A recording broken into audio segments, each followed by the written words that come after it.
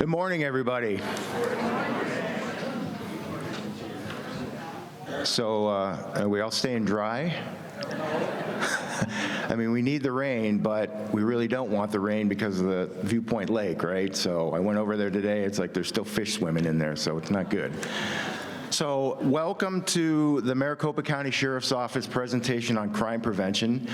This is the second that we've had in the last 2 years, and they've been very gracious to come and present ways that they can help all of us as residents here to help us stop crime. And so we certainly have got a great relationship with MCSO. We have Deputy Redmond here, who is our liaison, who we speak with all the time. We have quarterly meetings with them. We have the posse here present. We have Commander Davis, newly elected Commander Davis. So, sure, go ahead. So we certainly appreciate the relationship with both the posse and MCSO. Unfortunately, Captain Stutzman couldn't be here. I know he loves the stage, and I know you guys love him. But we have some great folks that are going to help us out here. So we have Chief Doherty, who oversees our particular region. Lieutenant Keller. Lieutenant Rankin. We have Deputy Redmond. And then Deputy Brizendine, and then Sergeant Hunziker, who is going to give us some good crime prevention tips. And I think that's it. Did I catch everybody? All right, well, very good. Well, thanks again, guys, for coming. We will have a Q&A after they are done with their presentations. With that, I am going to kick it off to Lieutenant Keller.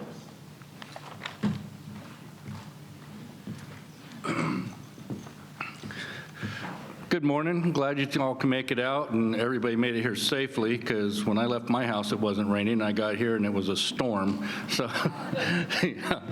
Captain Brian Stutzman was supposed to be here this morning. The poor guy is under the weather, and he sounds like Mickey Mouse right now, so he couldn't be here, and he wanted to send his thanks for showing up. He misses these type of events, and very seldomly, so this is not usual for him, and he's kind of upset that he couldn't be here, but I couldn't even understand him when he was talking last night. So we've got Lieutenant Rankin, who is with me today. He's the other day shift watch commander. I'm the second day shift watch commander for the District 3 substation. We've got Lieutenant Manny Sanchez, that is the night shift watch commander. And we are the four people that everything funnels through to the captain, to the chief, to make sure everybody is getting serviced the way they should be serviced in Sun City West, and the surrounding areas we're responsible for. Let's go ahead and kick it off with the presentation and show you what we're here for. At the top is our main number for Captain Stutzman, myself, Lieutenant Rankin, Lieutenant Sanchez. Get a hold of us if you need to, leave a message. We're always available. We're on all the time. We answer our cell phones all the time. So it's one way to get in touch with us. Otherwise, the 911 or the non-emergency number, if you need to report something, go ahead and use that one. All right. A little bit about Captain Brian Stutzman. He started with the Sheriff's Office in 1994. He's got over 28 years in. Myself, I started in 1993. I've got 29 years in with the Sheriff's Office. About 10 of those years have been in Sun City as my time has been here. He's worked assignments just like me, from Custody Bureau to Patrol Bureau, East Side Investigations Bureau. He's worked court security. I pretty much have followed him everywhere. So he's been everywhere that I have. Currently, he's the District 3 commander with the rest of us that I introduced. And there's our contact numbers for the Sheriff's Office. It's 876-1011 is a non-emergency number. So if it's not happening right this minute and it's just something you need a report for, go ahead and call the non-emergency number. If it's something that's happening in your community right now, call us at 911. If it's not an emergency, the dispatchers will switch you over. So just, that's the way to get in touch with us. Through the presentation, you're going to see something. There was a gentleman that I came in contact with in patrol in Sun City that he took our little presentation and said, see something, say something now, to do something now. Let's not do that, folks. He got in a little trouble over that. Don't take action into your own hands, please. Call us, let us take the action for you. Today's objectives, we're going to educate you all on the crime trends, the crime stats, and the prevention methods and limit opportunity for criminal activity. We're going to discuss the importance of partnership between law enforcement and the community. We're going to recognize the resources and technology available to fight back against crime through partnerships. And we're going to utilize methods, see something, say something, right now. He changed the slide up a bit. It used to say now. It seems right now, because we go into restaurants, we're sitting down, we're eating our lunch. Hey, I saw something that happened 6 months ago. Doesn't really help me. Thanks, but there's nothing we can do about that. I mean, we can take a report for you, but now all the leads are kind of dead on that. So right now is what we need you to do. If you see something, give us a call. Say something to a deputy if there's one next to you that you see that, hey, this is going on, okay? But calling us 2 weeks later about a neighbor issue or something going on with your community is not going to help us. It's information we will look for, but unless there's a crime going on right that minute, we really don't have anything that we can do. We got to go and kind of just get information and see if we can catch it again. So that's why we need you to say it now and call us when you see it, okay? Let's see. All right. I didn't even know this statistic, and this is what Captain and all them found out researching the community. We've been serving Sun City since January 1st, 1960. That was 8 years before I was even born. So. We have 14.6 square miles. There's 23,490 homes, over 40,000 residents since 2022. The number one call for service, what is it? Welfare checks on residents. The fourth largest sheriff's office in the nation, resources available. Let's see. I can't even read that from here, so I'm going to step away and go to my computer. Yeah. Well, it's hooked to the computer. I hope this is on. No?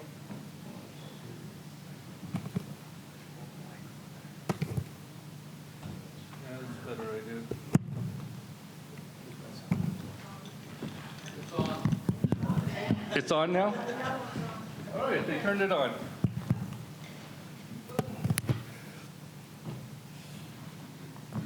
All right, in 2020, the calendar year, there was 23,603 calls for service and 191 arrests for Sun City. In 2021, there was 24,069 calls for service with 178 arrests. And if you look at 2022, there was 25,035 calls for service with 226 arrests. Most of those calls basically are hitting around the same problem that every community is having right now. And because of the drugs and everything and the culture that we're going through right now, that's a lot of it that's going on, that we're getting a lot of calls for people doing stuff while under the influence, and we're taking action on those. If you look at your statistics in front or behind you, there's the trends for the 3 years together. And it tells you all the crimes from the calls for service, how they go up and go down. And if you look at the months throughout the year, they tend to come back up around September, October, November, and then fall off during December.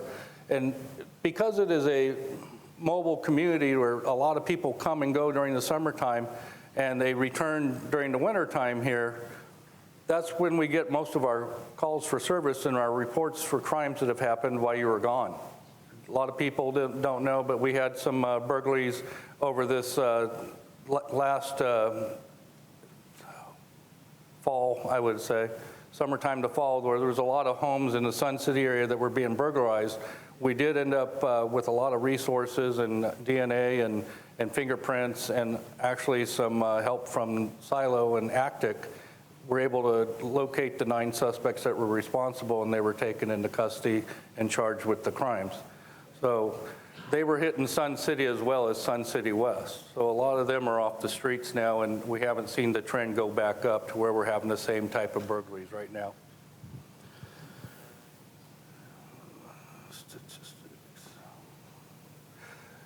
If you look at the crimes in 2021 compared to the crimes in 2019 and 2020, 2019, 2020, the pandemic times, the crime rates went up a little bit more in 2021 when people started moving around again. And in 2022, I haven't seen much of an influx of it right now, and anything different from 2021. Out of the total, we've got from 2020 to 2021, you had 88 stolen vehicles in 2020. You have 151 in 2021. Well, people are out moving around. You're going shopping now. Your cars are more accessible. A lot of those in Sun City West are golf carts too. So there's 5 keys to golf carts.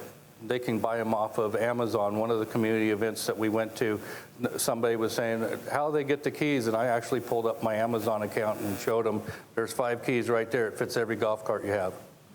So they were kind of in shock after that.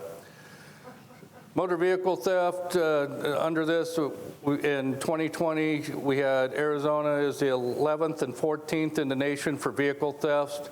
Arizona was 2nd in the nation per capita for total stolen vehicles in 2019. So we have come down quite a bit from 2nd to 11th or 14th. Auto theft is almost an epidemic in the western United States, but at 1.2% decrease in Arizona. Nearly half of all stolen vehicles were unlocked. There's so many times that we respond to stolen vehicle calls that people have left their garage doors open, they left their vehicles unlocked, they left guns in their vehicles, their purses in their vehicles. People walk up, opportunity, pull on the handle, find out that the vehicle's unlocked, go in there and take everything they can. If you're gonna secure your vehicle, you gotta secure it. You gotta lock it up. You gotta make sure the keys are not in it. Don't leave personal valuables in it. Please don't leave a gun in it. We've had at least 5 that I know of this year from reading reports that people have left guns in their cars and they were stolen, okay? And those are really hard to track, especially because most people don't write down their serial numbers on their guns.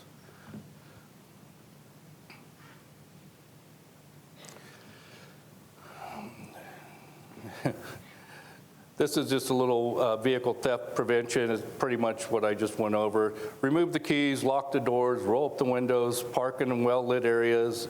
If possible, park in your garage. Remove all valuables from the vehicle. Remove the garage door opener or secure valuables in the trunk or out of sight. Well, it's past the holidays right now, but a lot of that is common sense that we do during the holidays. We need to do that all the time, though. You know, when you're out in the holidays, there's a lot of crowds running around. You're more apt to making sure your vehicle's secure. When you're just going up to the grocery store to get a gallon of milk, a lot of us will run in with the keys left in the car. Some people even run in leaving the car running. And we've had a lot of vehicle thefts because people just doing stuff like that.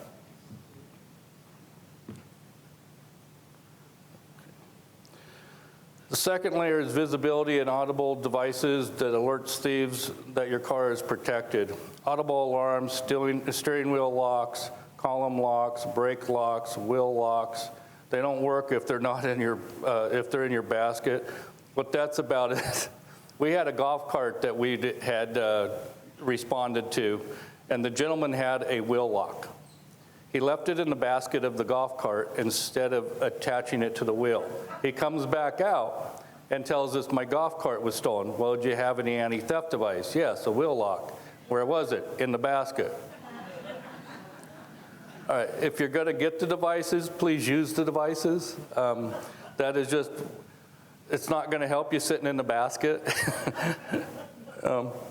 Theft deterrent decals, the Watch Your Car program is still something that we do for theft deterrent for those decals. If there's certain hours of the night to the morning that your car is out on the road, that gives us permission to stop that vehicle, make sure it's the owner of the vehicle or somebody is supposed to be in that vehicle.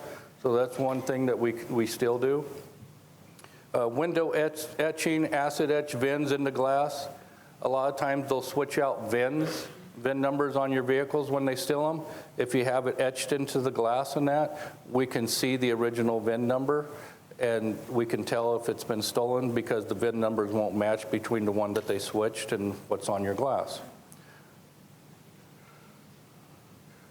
Third layer of protection that he's asking about is smart keys, high security locks and keys, fuse cutoffs, kill switches, starters, ignitions, and fuel disruptors. This is more for your golf carts. You know, I had a 1964 Myers-Minx dune buggy, and you jump in and like a golf cart, one key would fit it, but you could turn it over with a pocket knife. I had 3 different buttons on my dash, and you had to know how to hit them in sequence to be able to get the ignition to even start. These are things that you can do for your golf carts as well. They're not as expensive as people think. I actually checked with Desert Golf Carts, and they were telling me they all run the same. The problem of them is they're all put in the same place. So once the thieves understand where they're put in the vehicle to protect it, then they know how to bypass it. So it's things you need to take into consideration with that. Tracking devices is another layer that you can use and very effective in recovering stolen vehicles. There's a lot of LoJack, there's Apple AirPods, there's all kinds of little things that you can, or Apple Air is what they call them, but you can put them in the vehicle and you can track your vehicle, kind of like you track your phone. Batteries in those things last about a year is what I'm finding out, because we have some on, I got one on my dog, but track my dog so in case it runs off. But they're a good source that you can use to track items and that in the cars.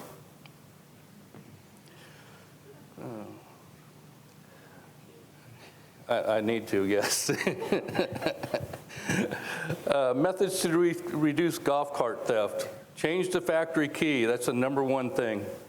You've got to change out that factory key to a key that's not one of those 5. If you change out that factory key, they have those 5 factory keys. They go to yours. They try to start it. It won't start. They'll go to the next golf cart. So that's one thing that you can do. And that's probably the most inexpensive way of doing it. Wheel boots, just don't leave it in the basket. Club lock, brake locks, kill switches. Don't leave the key in the cart. Won't believe how many people actually leave their key in the cart, their garage door opener in the cart, and we go there and we have to go to their house real quick because they've got the garage door opener, the registration's in the golf cart. They go right to the house and start burglarizing the house. Or they'll come back later. So make sure you secure all that stuff.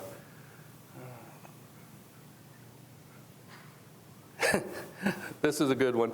Sun City incident. Suspect pulls up to another cart, slides over, and takes the fresh one. With the suspicion, what is suspicious about someone using a key? We get a lot of calls in both areas of Sun City West that, how could you not tell that they were in my golf cart? Well, it's just like it says. We can't tell. Anybody can be in a golf cart. Just because somebody is driving down the street in a golf cart does not give us permission to stop them. So somebody coming up with a key and starting a key, there's nothing suspicious about that to us.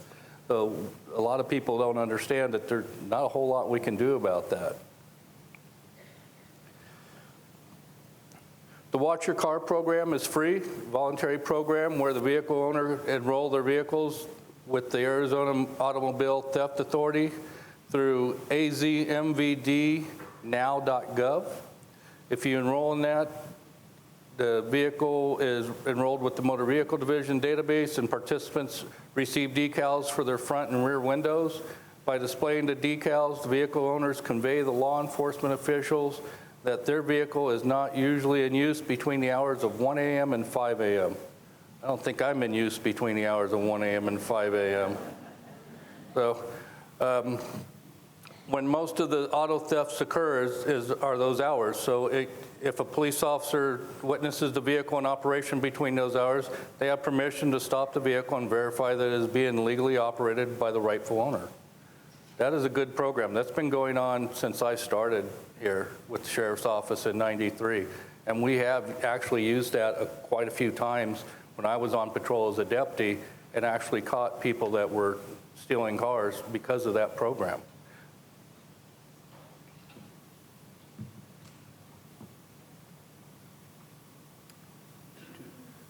This looks like this is thefts in general. In 2019, there was 327 thefts. In 2020, again, during the pandemic times, with our 316. And then in 2021, there was 405. So kind of within the same range. It went up a little bit, but our population has also gone up a little bit.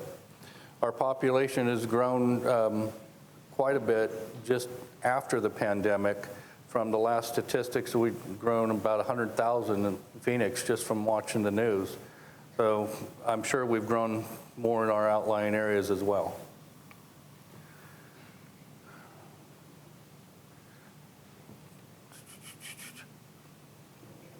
Okay. All right.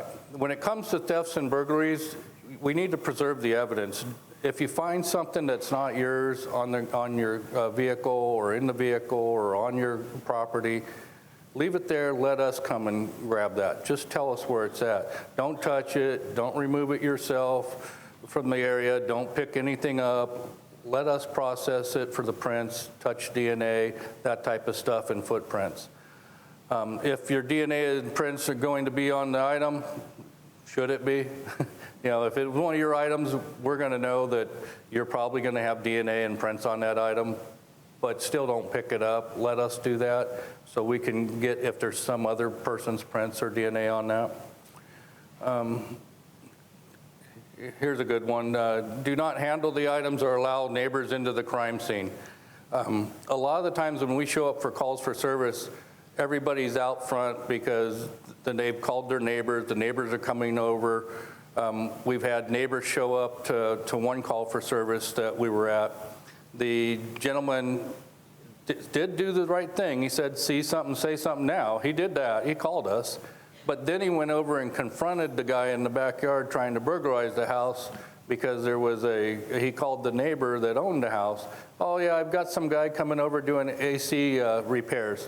So the gentleman walks across the street, asks the guy, are you here to do the AC repairs? Yep.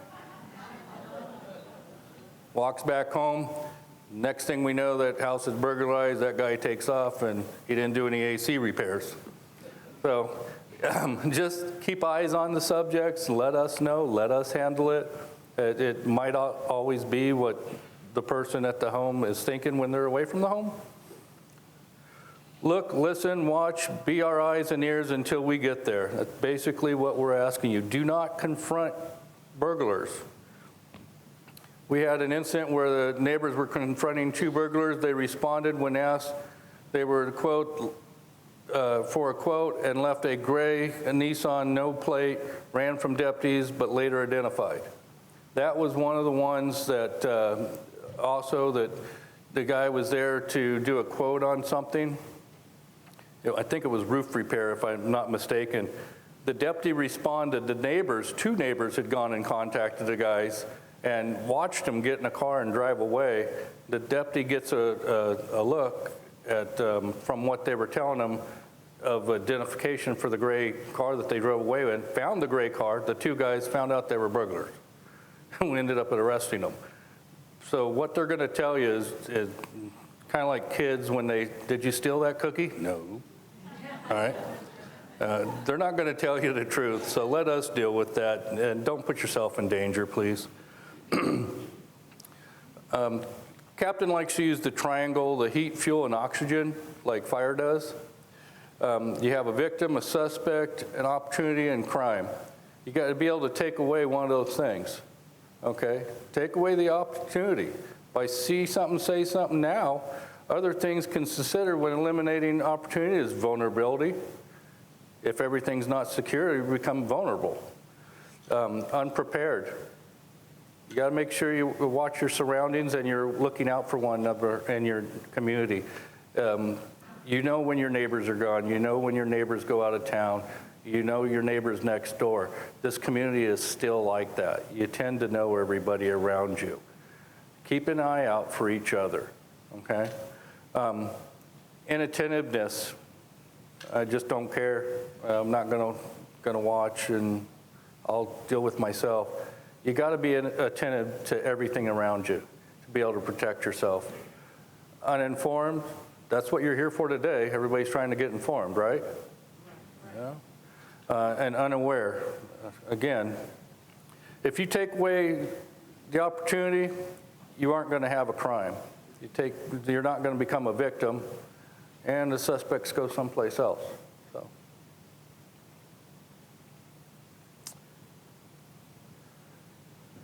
In 2019, we had 1,332 burglaries. In 2020, they went down, of course, to 1,264.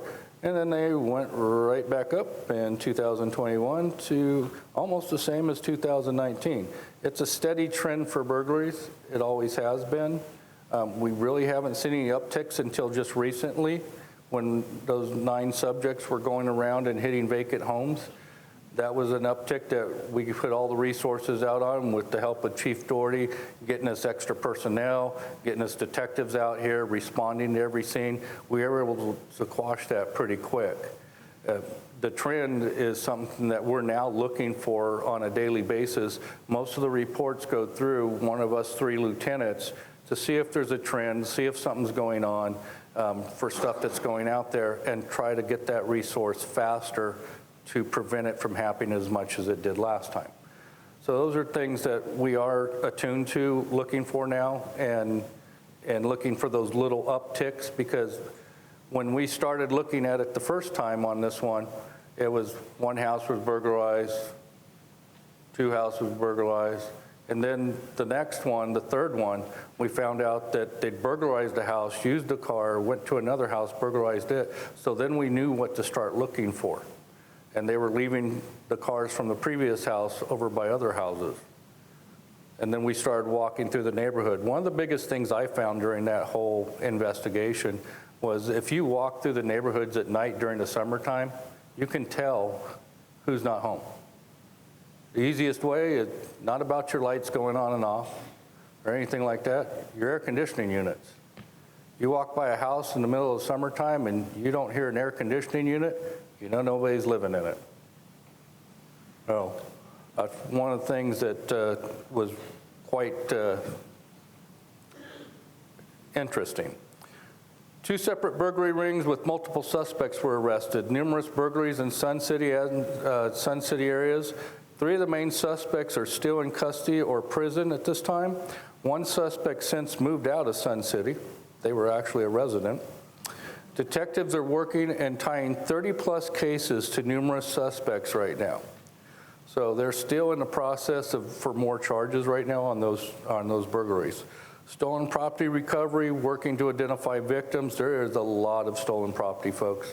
And the detectives have to match that stolen property to every property sheet, theft sheet, to try to get that back to the victim. And that's going to take quite a bit of time.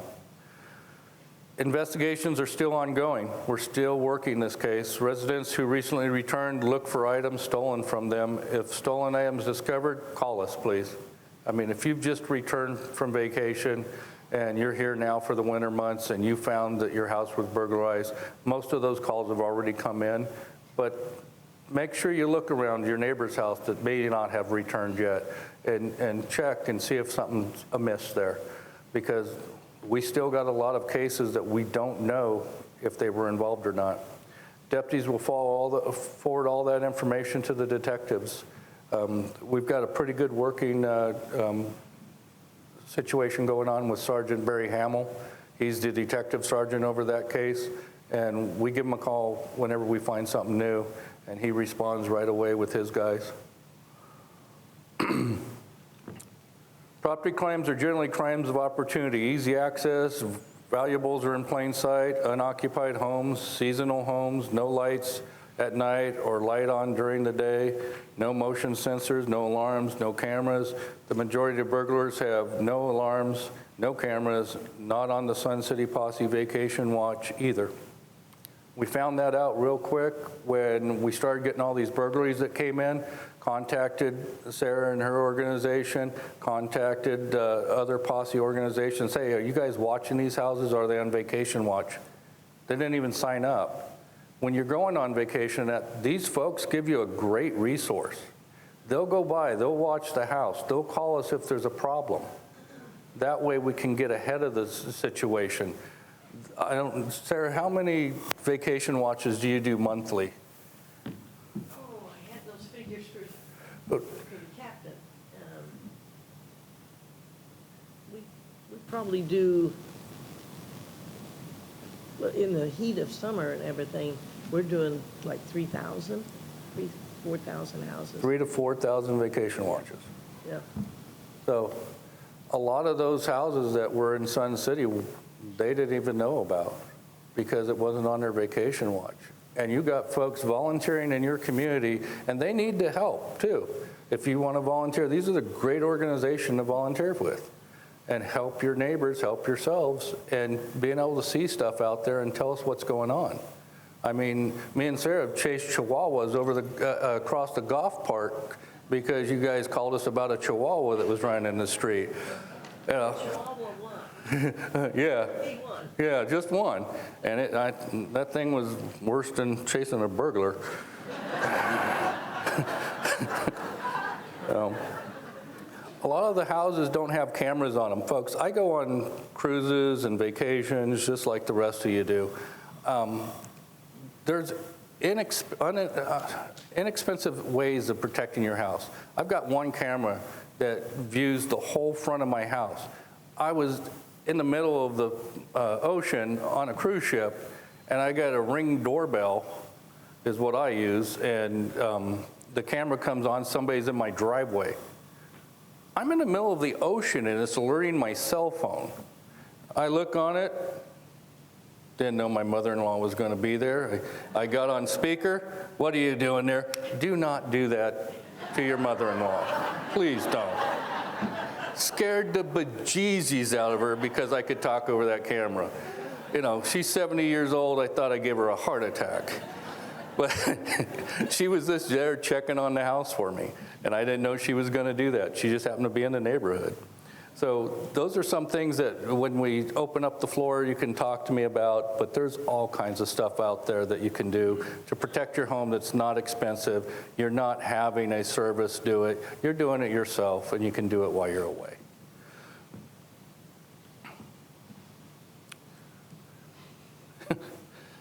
The 4 Ds, prevention: deny, deter, delay, detect. Lock up your property, that denies it.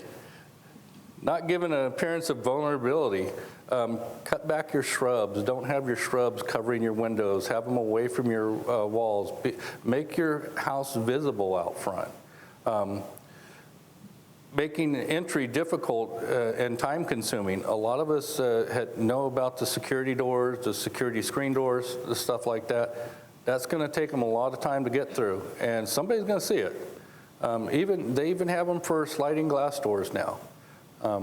They've got a couple of them out there that I'm thinking about getting because I'm about going to the same as you folks, because tomorrow I turn age enough to live in Sun City. But I'm getting the security screen door that they can't even get through unless they have a Sawzall. I mean, lighting, landscaping, video surveillance, make sure your house is lit, make sure your landscaping is cleaned up and able for us to, when we're driving by the house and the posse's driving by the house, we can see if something's amiss with the house.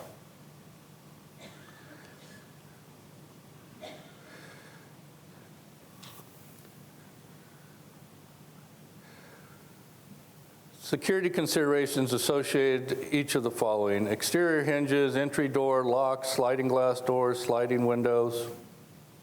If the exterior doors are opens out, it's exposed hinges. If your exterior door is coming out, your hinges are going to be exposed.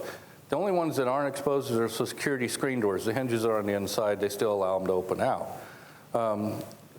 This design is harder to kick open, but can easily be defeated by removing the hinge pins and lifting the door off, which my son found out when he was being a pain in the butt. He didn't have a door for about a week, you know. Hollow core doors, inexpensive, but they're intended for interior use only, easily kicked or pushed in. You want to have a solid door on your exterior doors. They're harder to get through. They're not going to be pushed through as easily.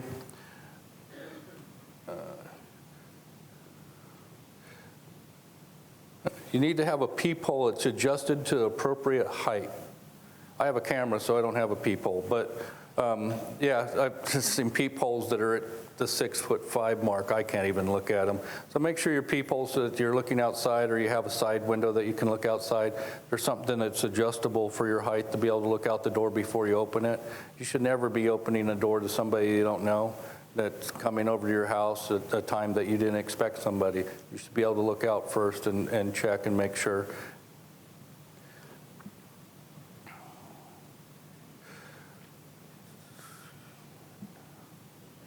Yeah.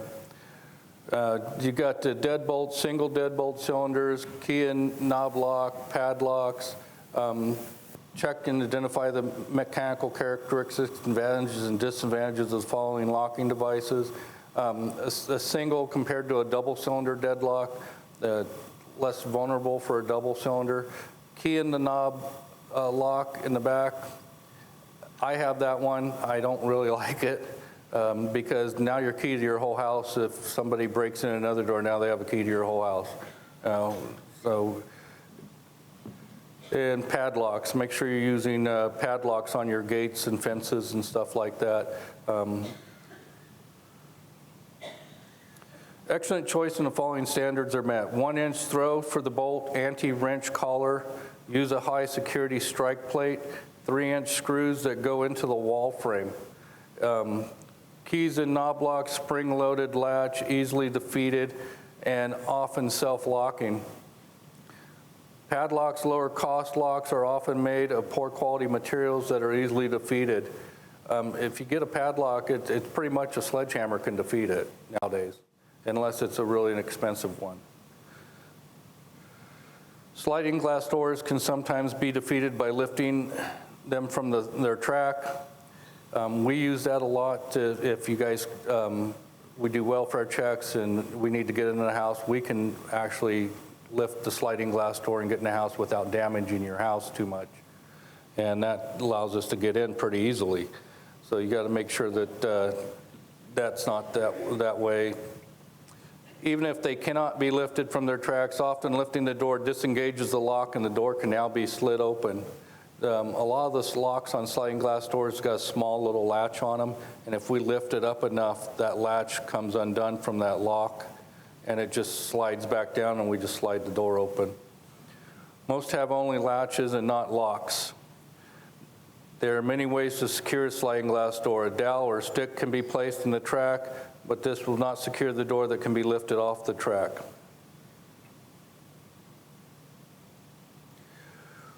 We have a MCSO security assessment, which Deputy Redmond, he can go out and help you with for security assessments of your house.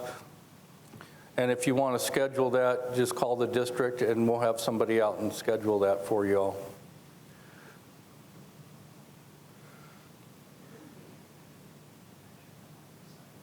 I can't hear you.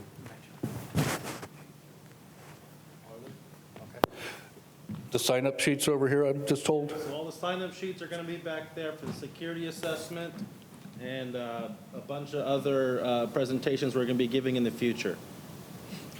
All right, thanks. And the PowerPoint? Okay, copies of the PowerPoint are back there too. Deter, not giving an appearance of vulnerability. We've talked about that. Security is the key on this. Make sure you got a security, you've got lighting that's coming on and off. I don't know what to do about the air conditioning in the summertime because I know it's expensive to leave them running, but there's something right there. I mean, maybe leave the fan running. That's less electricity because the fans aren't running on the air conditioning units, then they know that nobody's there during the summer. Perceived vulnerabilities, no visible security cameras, lights on during the day. If you're a seasonal resident, you can put your lights on timers. Security systems signage also plays a deterrent role. Install cameras or security systems. Look out for your neighbors. See something, say something right now. Not when you see me at lunch, please.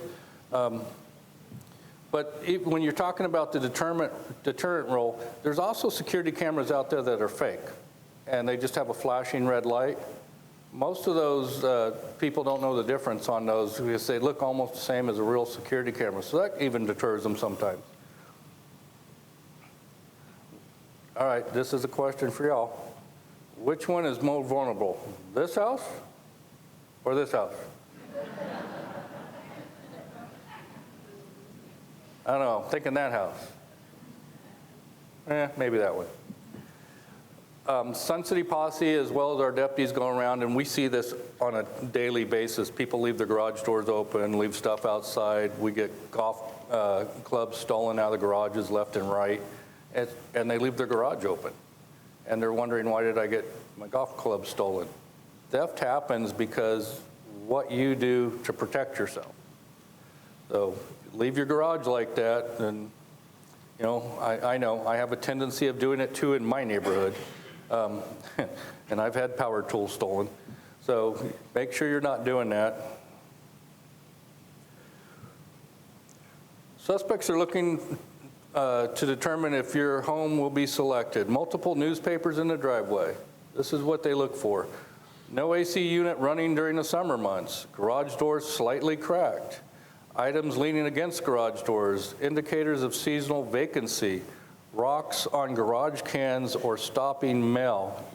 Right now, the USPS card in the box, United States Postal Service is starting to work a little bit around that to help residents that are seasonal so that they're not leaving those cards in your mailbox anymore. But we've also seen people that decided to put a nail or a bolt through their mailbox so it can't be opened. And that really tells the thieves too. There's all kinds of things you can do with your mail, folks. You could have it delivered to somebody else's address. You can have it held at the post office. But you don't need to secure your mailbox. When you secure your mailbox that's easily open for the mailman, that just tells thieves that nobody's living there. So. That was the screw and bolt that we found at one of the houses that was burglarized. They could tell real easily. So please don't leave them indicators to tell them that you're not home. The USPS is working on their holding of mail for seasonal residents. Current process is a stop mail card in the box. This could be checked by suspects. They are now making a process where they're not putting that card in your mailbox. So, by making entry difficult and time-consuming, access control, a method of guiding people to and from spaces by effective use of entry and exit points, fences, gates, landscaping. And this is all based on what your HOA is telling you, what you can have in your yard and how your yard is set up.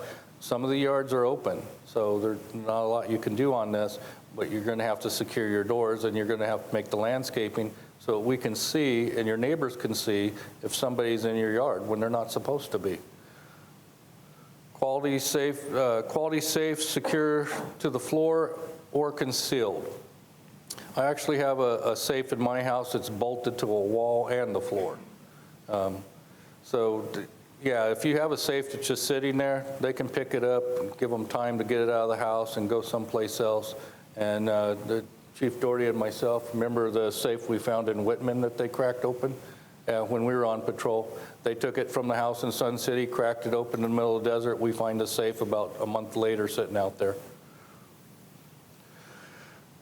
Fences must be maintained and gates should be locked. Burglars like a clear escape route, and locked fences may slow them or her down, can prevent removal of large items too heavy to get over the fence.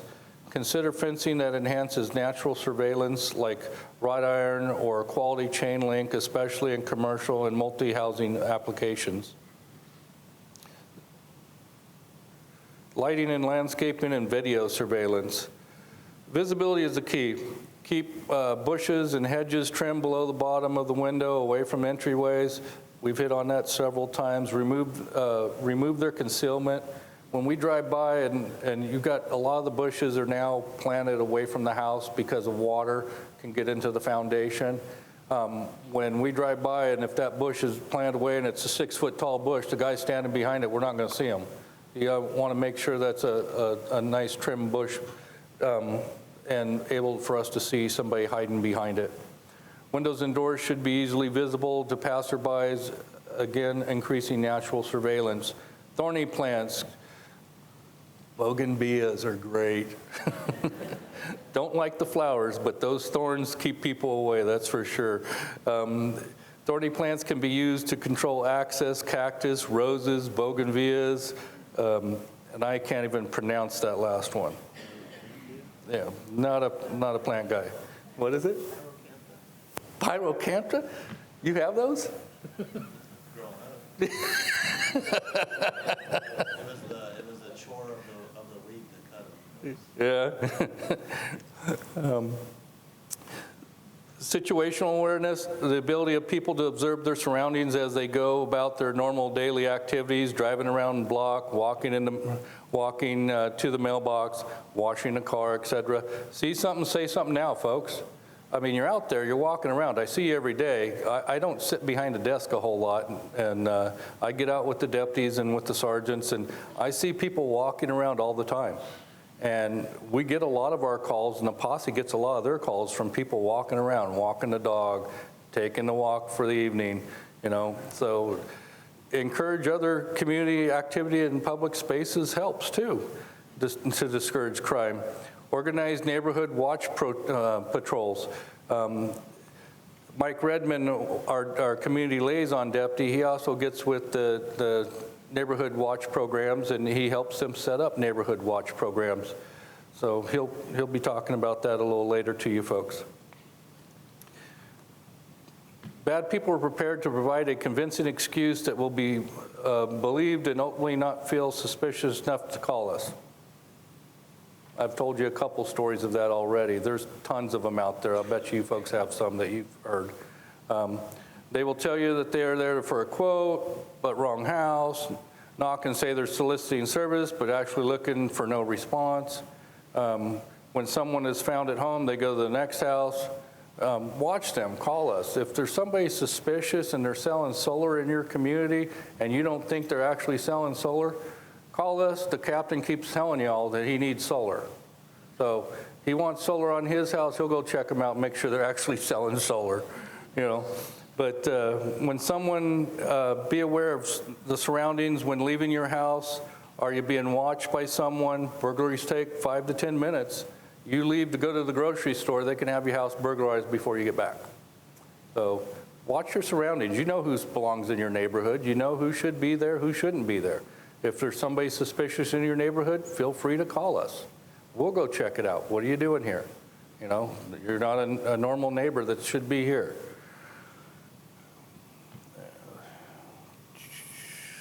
Give us a good description. Multiple people, directions of travel from the home, vehicle description, whatever you witnessed as a suspicious activity.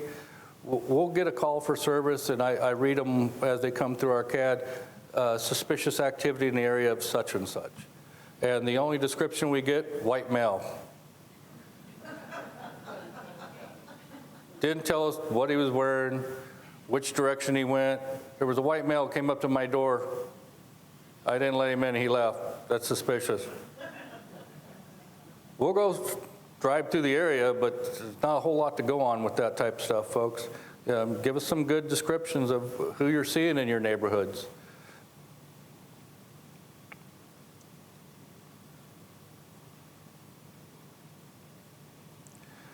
This is community partnerships and collaborations. Community members, you, the Community Homeowners Association, we have meetings with those folks as well. Sun City Sheriff's Posse, Neighborhood Watch Patrols, landlords, renters, family members, local and distant, community resources, private or government. You've got Maricopa County Sheriff's Office as part of it, Adult Protective Services. I've dealt with those folks 3 times last week. Maricopa County Attorney's Office, Arizona Attorney General's Office, Maricopa County Courts, Probation Department, and County Zoning and Permitting. These are all part of the community and part of the partnership that you have resources there that you can use and reach out to folks. And if you don't know what resource to use and reach out to folks, call us. We'll figure it out. I mean, I had to help a community right off 107th and north of Bell that was having an issue with a community member there. And come to find out it was an adult protective service. The person needed some help.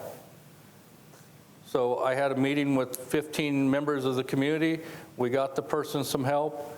Adult Protective Services is working with her sister to help her out. I mean, there's other things that we can do to help you as a community.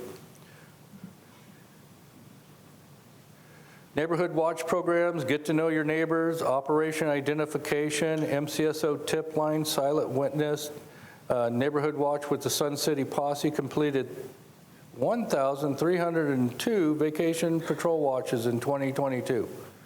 Seasonal residents, that's just what signed up for them in 2022. Not a lot. When do you call the sheriff's office? When do you call the Sun City Posse? Sun City Posse are not sworn police officers. You can tell the difference in the uniforms. They're not sworn, okay? When there is a crime in progress, call us. When it's something in your neighborhood that call us to prevent delay, multiple calls possible, or calls not being entered. We've gotten calls from the posse that were supposed to go to us because the person called the posse first and it was a crime. You know, call us first. If we can use the resources from the posse to help us, we'll call them for you. We'll give them the information. That's not a problem. Sun City Posse helps us in a lot of things, but with a crime in progress, potential crime, assumed crime, possible crime, crime that's already occurred, heard about a crime, think there was a crime, or thinking of committing a crime, okay? They can't help you with that. Only we can. Now, they're a great resource, but I'm not going to send Sarah and her guys and gals to a crime in progress. They have no way of defending themselves. It'd be like me asking you to, hey, could you go across the street and arrest that guy for me? You know, these are our eyes and ears. These folks help us in a lot of ways with the same information you folks give us. But right now, they just really don't have a way to protect themselves. They're an extra pair of eyes for you. So when you're calling them with stuff like, I think you got the call about the dog first and then you called us, right? That's a great time to call the posse. It took us an hour and we still didn't round up that suspect, okay? and we had 7 golf carts helping us. He was quick. Yeah. But when your other considerations to take into account, who do you call, is the sheriff's office will work in conjunction with the Sun City Posse, which Sarah and me have proven. Careful to not have posse units respond into a crime in progress. Folks, they can't protect themselves. Please don't have them respond to that. Sun City Posse cannot take law enforcement action, want to avoid any posse units from injury or scaring the suspects away prior to deputies arriving and taking law enforcement action. Non-emergency call versus 911. If you don't know if it's an emergency or not, call 911, please. They'll tell you to call back on another number, but if it's not happening right this minute, you just need a report because something was stolen from your house, call the non-emergency number. If it's in progress, then that's when you call 911, okay?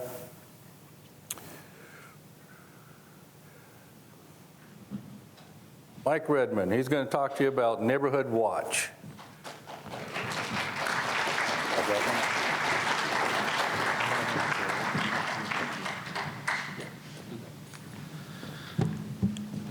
You're not going to listen to me quite yet. I'm going to have Sarah come up and introduce herself and explain to you what the posse does for our community. Sarah?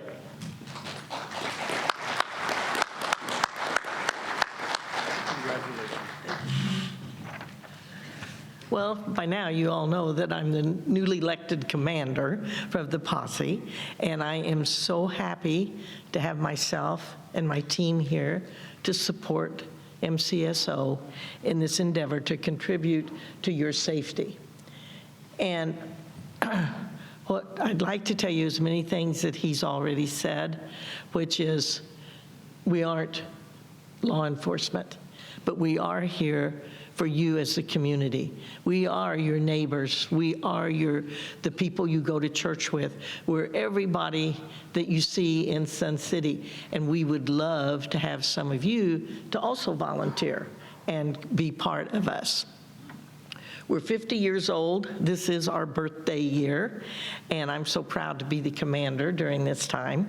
We're 150 members strong, and we're always looking for more volunteers with the same desire to help contribute to the community in any way we can. We have 2 locations. We have our headquarters at 10861 West Sunland Drive, and then we have the satellite office furnished to us by RCSC, and we thank them very much for that. And that's located at the RCSC Grand Center down at 105th and Grand, 103rd and Grand. It sits in between there. As it's been repeated many times, we're not law enforcement, but we are the eyes and ears for MCSO, and we feed them quite a bit of information that we get from you when you make your phone calls to us, or that we see as we're cruising the streets. And I'm sure you've seen us many times cruising up and down the streets of Sun City. But we do, as the eyes and ears, we do provide an extra layer of presence on the streets. We work very closely with Sun City Fire to keep the streets clear when they're having an emergency. And we work with several of the organizations and with RCSC, and we're very proud to be a part of this in this community. We can be seen patrolling the streets, checking on homes of residents that are on extended vacation, searching the area for a resident that maybe has wandered away. And we have help services such as advising if there's an open garage door, which in 2022, we found 442 open garage doors. And that was just us cruising the streets, not to say what MCSO found or didn't get found at all. But we do contact you. We'll come up to the door. We'll tell you, do you know your garage door is open? And some people say, yeah, it's open. I want it open. And they leave it open all the time. But we just want you to know that we noticed it and we're looking out for you. And that when those garage doors are open, as Lieutenant Keller has said, you're just giving them an opportunity for theft or even entry into your home while you're in there if the door between the garage and the house isn't locked. We sponsor community events such as our popular recycling programs. We have seminars on scams. We usually have those at the Posse headquarters. We have golf cart watch. And hopefully don't run anybody that has one of those 5 keys. And we do funeral watches when you're going to be away from your home, and we'll sit out in front of your home and walk around the home once every hour. And then we participate with MCSO on the National Drug Take Back Day. And so we do most of all of that at the Posse headquarters, and I'm sure you've all been there. So we invite you to come and see our facilities. We invite you to volunteer. We have a pretty good setup. We have a wonderful group of people, even more than this, and I appreciate you all being here to show your support for MCSO. So come and learn about us at www.suncityposse.org, on Facebook at facebook.com/suncityposse. Thank you.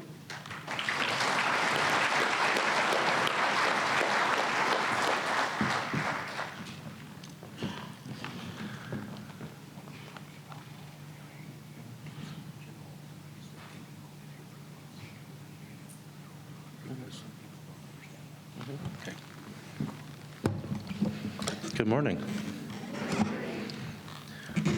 So just to kind of piggyback off of Sarah here, you guys understand that Posse isn't just going around and patrolling the streets, right? If you don't want to be in a patrol car, you don't have to be. There's many ways that they can use your talents or the expertise that you bring from your private sector that you had now that you're retired. They can utilize any of you guys. I know they have mechanics, they have IT people. So whatever you guys bring to the table, they can utilize and have you guys in the organization. They're a great organization. I work very closely with them. I've gone out on night patrols with them to assist their efforts that they do at night. There's a lot of things that we do in conjunction with Posse. I rely heavily on the Posse for the Neighborhood Watch program that we're actually going to be speaking about here. Just because they're a lot more organized than I am. They have organization skills because they have people that know how to do organization better than I do. And it's been a great effort with them doing the Neighborhood Watch. All right. What is a Neighborhood Watch? Neighborhood Watch is a crime prevention program. How do we get it up on the screen here? Oh, there it is. Okay.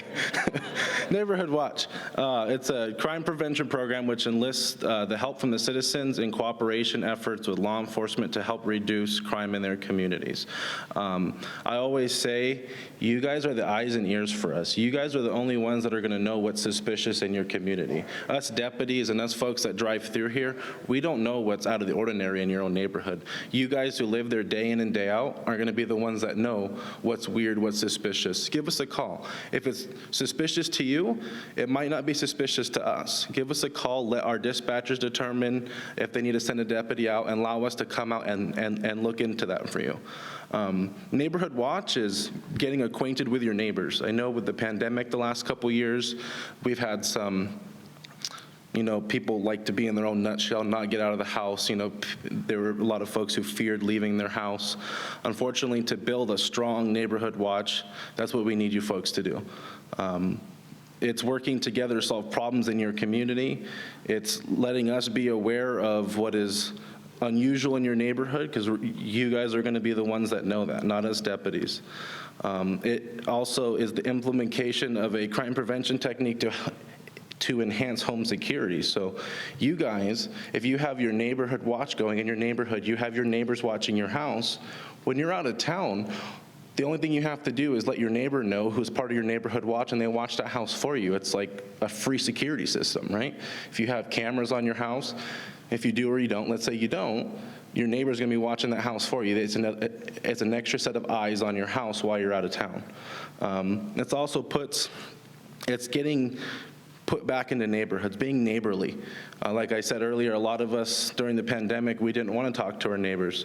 It's being back in the neighborhoods, being neighborly. What it's not apprehending somebody. Please do not apprehend somebody for us. Like the lieutenant said earlier, see something, say something right now, not see something, say something, do something, which we have actually had that happen. And like Lieutenant Keller said, he ended up getting in some trouble. So see something, say something right now, please don't do. Leave that to us, who we get paid for it. Allow us to do that.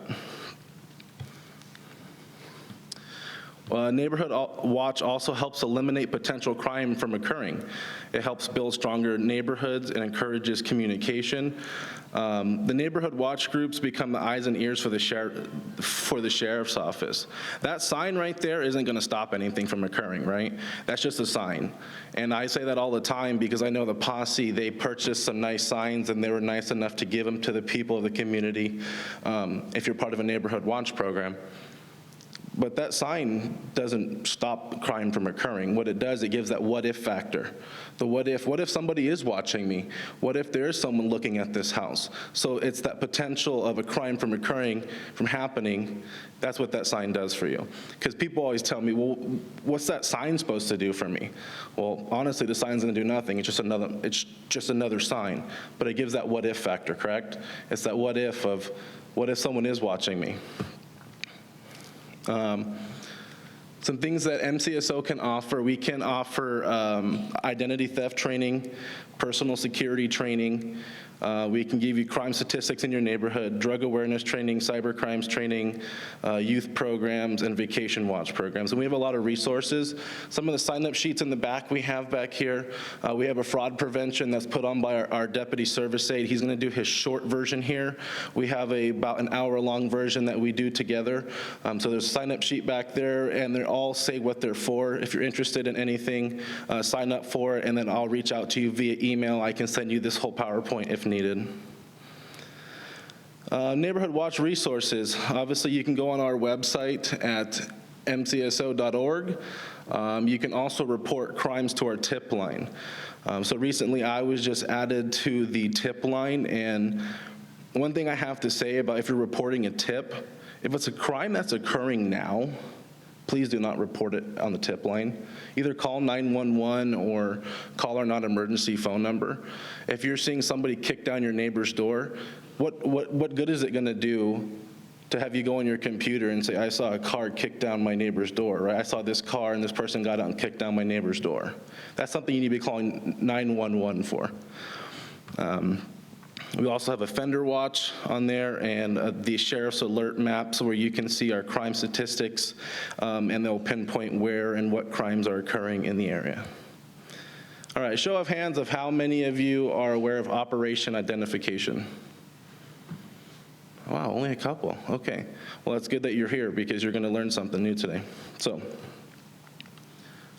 Operation Identification. So what it is, it's the collection of serial numbers on all valuable items.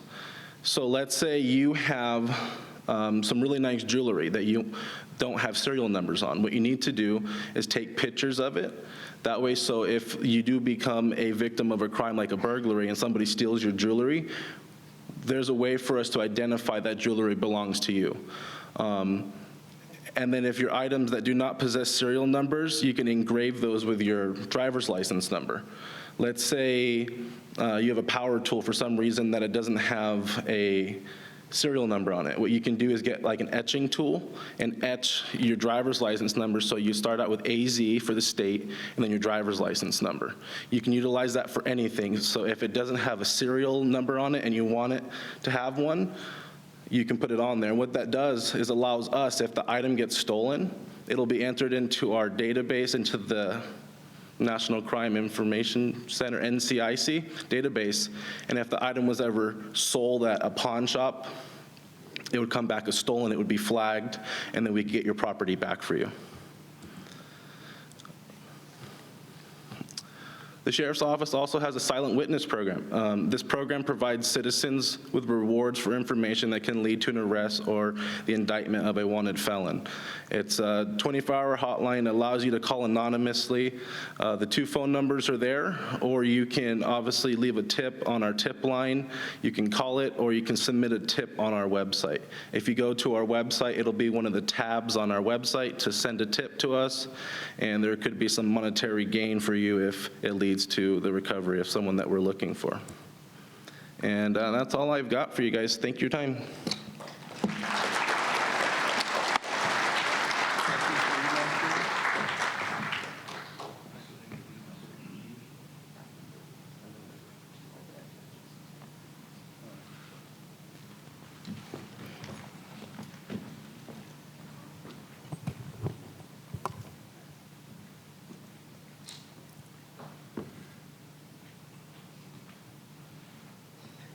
Email scams.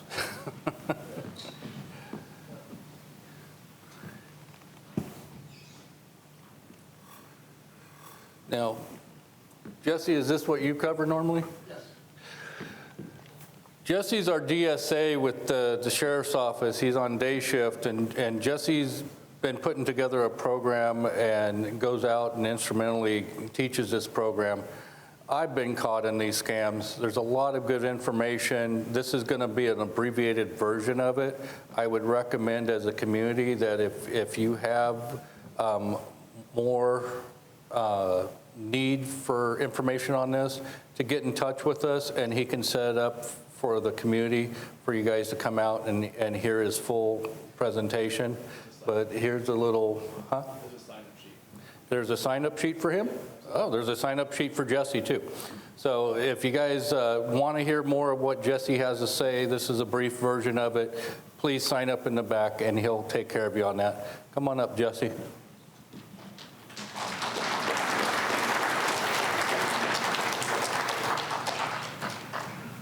Here's the clicker. Perfect. All right.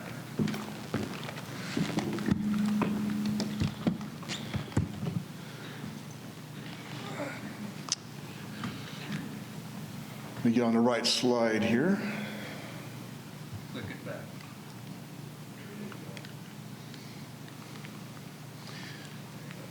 Get on here.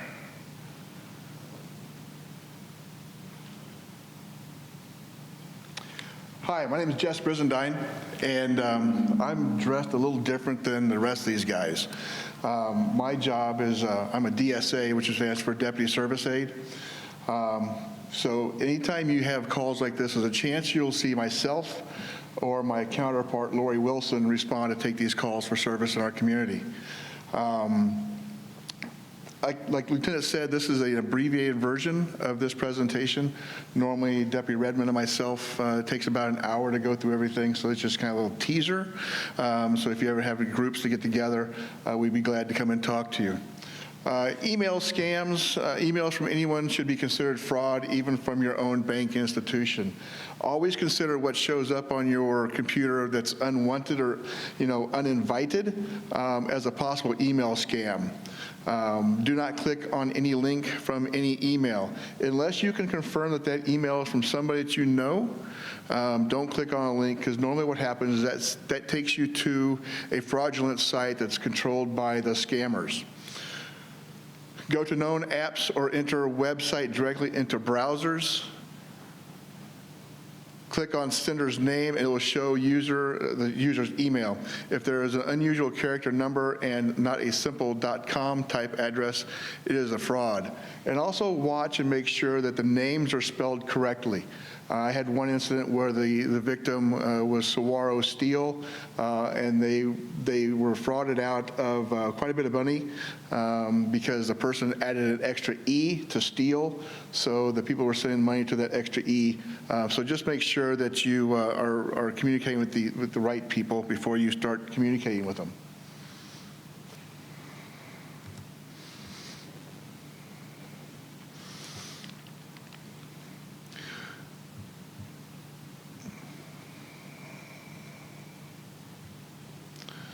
Email scams, they come in the form of, if you have the Nest communications at home, you may get an email from Nest saying your account's been compromised. Again, Google at nest.com is a way to check, again, just by clicking on a site like this one here. It may actually take you to a fraudulent site. Charity donations. Right now, we all want to help, especially in the holiday season. We all want to reach out and help our friends in need. Just make sure that you are donating to the proper charities, and do some research on them before you start sending any money. Again, if you look at the one that says drag emoji at euronet.rs. Chances are that's probably not going to be a legitimate email address. So before you start sending that kind of money, please make sure you're sending it to the correct person. Fraud, what is it? It's the wrongful or criminal deception intended to result in financial or personal gain. These are some of the things we see mostly from our community. Again, I take a lot of these calls for service, and I'll kind of talk about these here as we go through them. The prize winners, the Amazon scam, the technology scam, the IRS impersonation, grandparent scam, and romance scams. And even though this is 6 scams that we see, it's definitely not all of them that we see. So if I had to teach or talk about every scam we saw, we'd be here for days. So these are the ones we see mostly in our community. Those are the ones I'm going to talk about. Lucky winners. Okay, who in here plays the Powerball, especially when it was, what, $1.57 billion? So I think everyone played that. How many people are involved in, like, enrolling in a publisher's clearinghouse? That's another scam that we see here. Congratulations, you won $1 million. That's cool. I didn't play anything, but I'll take it. You've won the lottery. Again, I haven't had a scratcher in years, but hey, I'll take the money. You won a free prize. Anytime somebody says you've won a free prize, there's probably something attached to it, probably like a timeshare or something like that. You've won a new car. You are the winner of the monthly Publishers Clearinghouse. 3 signs it's a scam. You have to pay to get your prize. They tell you to pay taxes or shipping and handling or processing fees. They tell you to pay with a gift card. I can tell you with 100% certainty that anytime anybody asks you to pay with a gift card, and if it's not for a gift, it's going to be a scam. Gift cards are for gifts. And gifts only. Companies do not accept gift cards. Maricopa County Sheriff's Office does not accept gift cards. So if you have warrants, we don't ask you to give us gift cards for that. So anytime someone asks you for a gift card, it's going to be a fraud. And I will say that we do a pretty good job with educating our stores, Fry's, Bash's, Safeway, with what to watch for when individuals come in and want to buy $2,000, $3,000 worth of gift cards, whether it be Steamboat, Steam Trunk, whatever all that stuff is, Amazon gift cards. We have them trained where they actually ask, who's this for? They do some investigation and try to prevent the scams from our community. And when I say our community, I don't only just work with Maricopa County or in Sun City West. I actually am a resident in Sun City West as well. So I can kind of relate to this as being my community. So I take a personal approach to my job here. Paying money improves your odds of winning. Right. I don't know what you'd be winning. Real sweepstakes are free, and winning is by chance. You have to give financial information. There's absolutely no reason to give banking account or credit card numbers. They may say something along the lines of, hey, you've won all this money. If we could get your credit card or your banking account information, we'll deposit this money right into your account for you. Great. So that's not going to happen. Amazon scam. With COVID, it seems like we had more of this than anything else. And nobody wants to go out. This has become a way of purchasing stuff, especially in the holidays. We don't want to go out of the house, avoid all those crowds. So naturally, everyone's gone to Amazon. How many Amazon users are here? See, everybody. You're getting to a point where you can order anything on Amazon. And most of the time what will happen is scammers call with an automated message pretending to be from Amazon customer service. They will tell you that a fraudulent charge was done to your account and offer to help. They provide a phone number to call them back. It does not go to Amazon. It actually goes to the scammers. Okay, when I told you about answering when you have an email that you weren't expecting, there's a link inside that email. Most chances are that's going to go to the scammers. They're going to sound just like they're really from Amazon. Okay, they're gonna make you feel like you can trust them, you can believe them. They're always going to say, "You can trust me." Right. They tell you there was a fraud.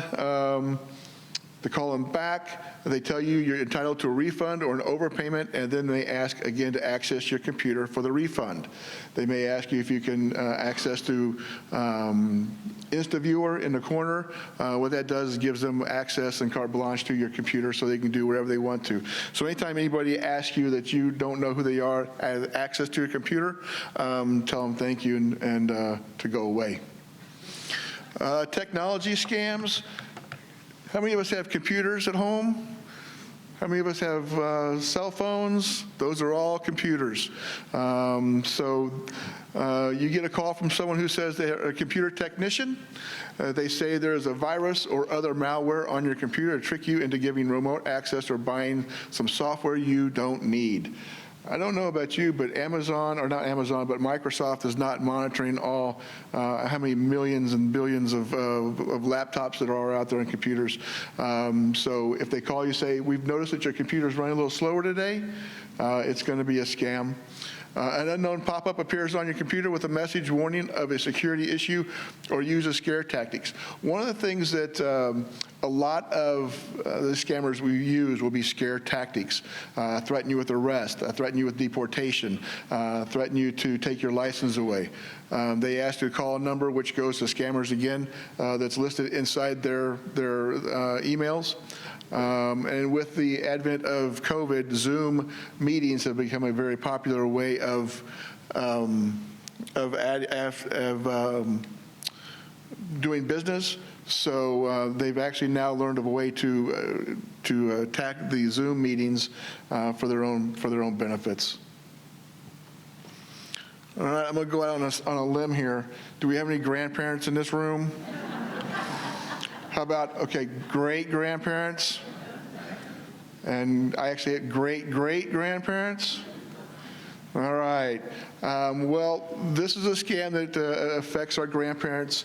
Scammers sometimes target elderly people pretending to be a grandchild. On a crackly line, they may say they are in trouble, they lost their wallet in a foreign country and need your help.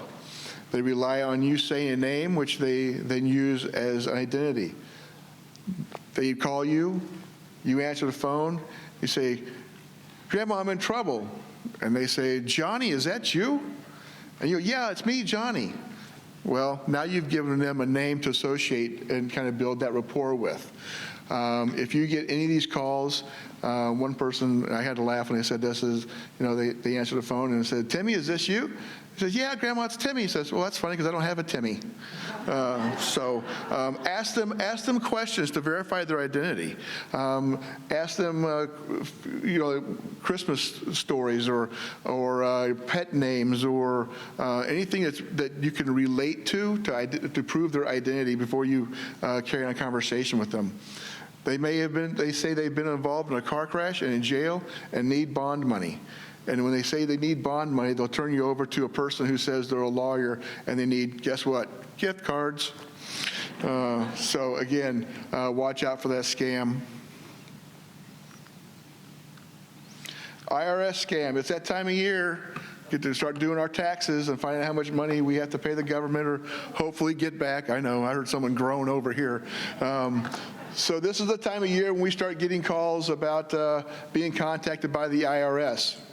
The IRS originates most contacts with taxpayers through regular mail delivered by the U.S. Postal Service. However, there are some special circumstances in which the IRS will call or come to your home or business, such as when a taxpayer has an overdue tax bill, to secure a delinquent tax return or delinquent employment tax payment, or to a business, for example, as part of an audit during a criminal investigation. A lot of times what they say is, we see that you haven't paid your 2021 taxes. You still need to pay us $10,000, $5,000, whatever it is.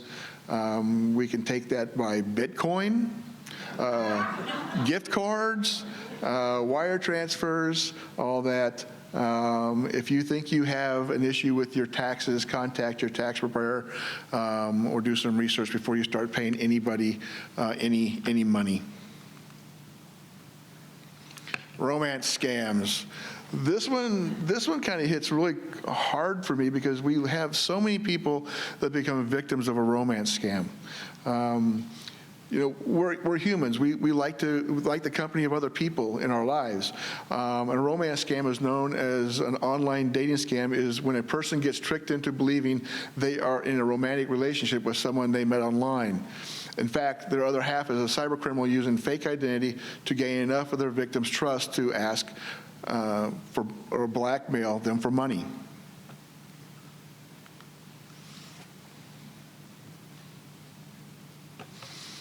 According to the FTC, the reports of these online scams have nearly tripled in the past years. In 2020 alone, victims lost around $304 million from being swindled by their cyber sweethearts. This just grazes the surface of online dating scam statistics. That's because not all people want to report that they've been involved with someone online. That they don't want to report that they've lost money for various reasons. The median individual loss for romance scams was $2,500. I can tell you I personally took one where the party lost almost $1 million because she thought that she was talking to someone that was real. I can tell you that I've taken you would not believe how many different stories they come up with. And I can sit up here and tell you all the stories and all the words that they usually tell on those scams, but they change daily. So just be aware of that. Maybe ask why us? Seniors usually have financial savings, own a home, have good credit. Seniors are less inclined to report fraud because they are ashamed. They might be concerned their relatives will lose confidence in their abilities to manage their own affairs. When an elderly victim does report a crime, they are sometimes unable to supply detailed information because by the time they realize they have been a victim, they haven't been taking notes. They've been believing this person to be real. And I can also tell you that it doesn't make a difference on your education level, your professional experiences. I've taken reports from doctors, nurses, cops, lawyers, firefighters, you name it, I've taken it. I can also tell you a friend of mine was a sergeant, and he became a victim of a romance scam. So they do sound very believable. Anytime anybody ever asks you for money right immediately into a relationship, it's usually going to be a scam.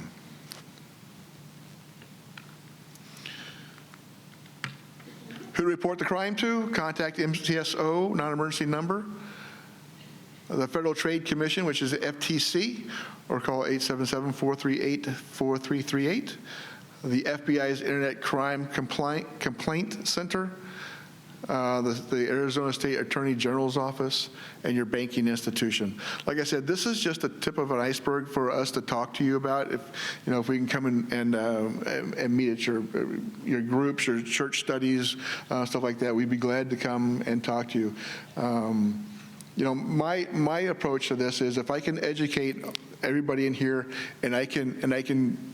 If someone says, hey, you know what, I remember that conversation or that presentation that Brizendine did, and I'm not going to fall for it, then I've gained something out of this presentation. If I can just prevent one more person from being a victim, that's my goal. And I always say education is knowledge. The more education you have about things, the better off you'll be. So don't ever be afraid to ask if things are legitimate. Ask to talk to a deputy. We'd be glad to help you out as best we can. All right. I'm going to turn it over to Sergeant, who is in charge of our financial fraud division. He's going to talk about a few things, and we'll go from there.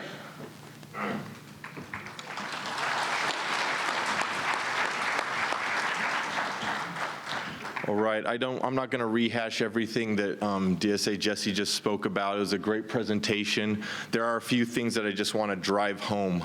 As someone who reviews every single financial, by the way, my name's Lance Hunsaker. I'm a sergeant with the General Crimes Division, and I oversee the Financial Crimes Unit. So I review every single report that comes through as far as financial crimes, these scams that we're talking about. And I'm grateful that you're all here. I'm grateful that you heard that wonderful presentation.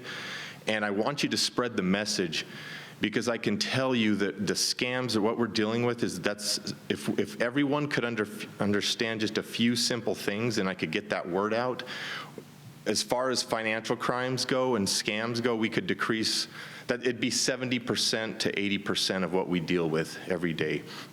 And those things like he talked about, anytime gift cards, no legitimate entity will ever contact you to pay a bill or to protect yourself from fraud or anything by having you buy gift cards. Wire transfers, same thing. Cryptocurrency or Bitcoin, anything to do with that, they're always frauds. Under no circumstances is it ever legitimate. So if you can pass that word along and get everyone to understand those things.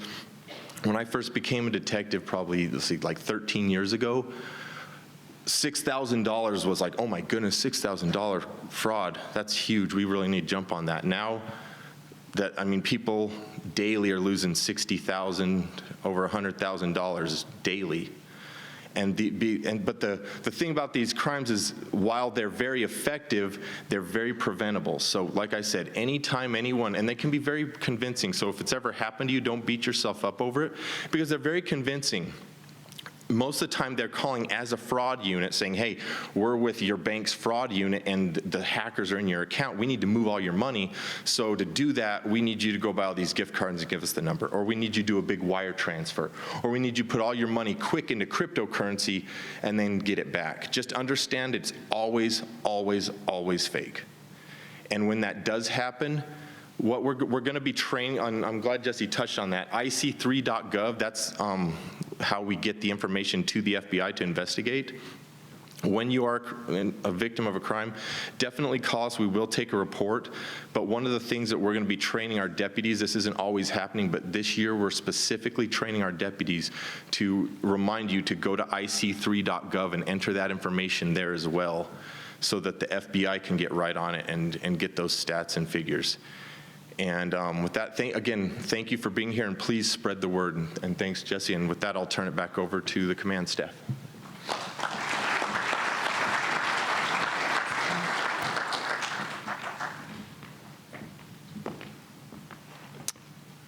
Good morning. I'm going to briefly talk just a few slides here about the homeless situation. Am I on the wrong slide? How do I get it to come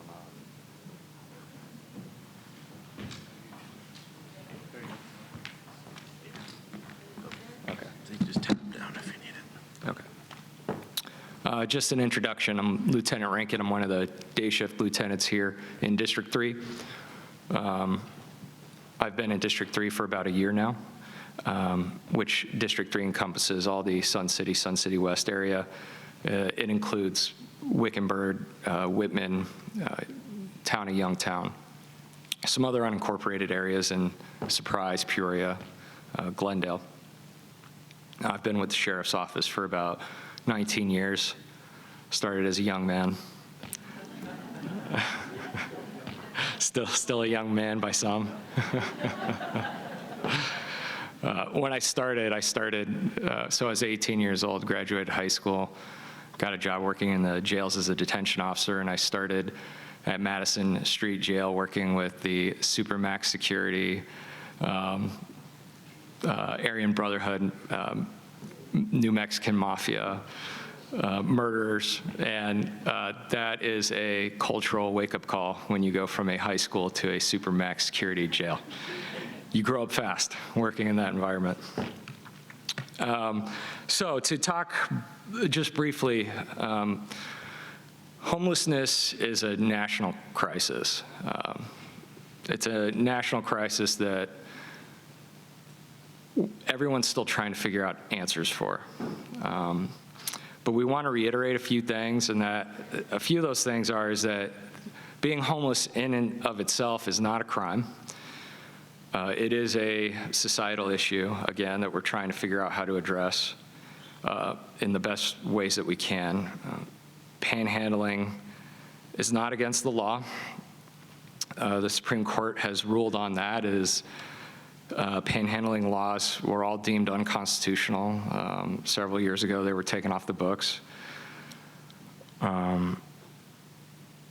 Panhandling does create dependency and generosity for panhandling can create a continued problem in your area.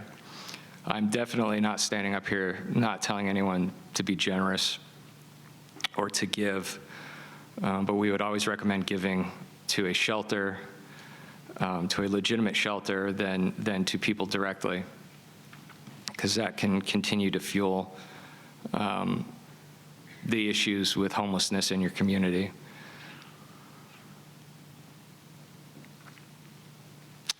Crime related to homelessness, obviously drugs is a huge issue in the criminal community related to homelessness.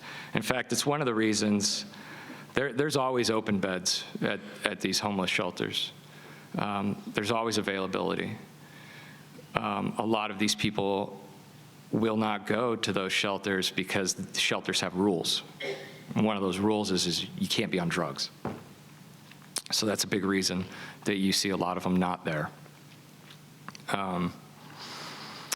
Other crimes of opportunity would be things like petty theft.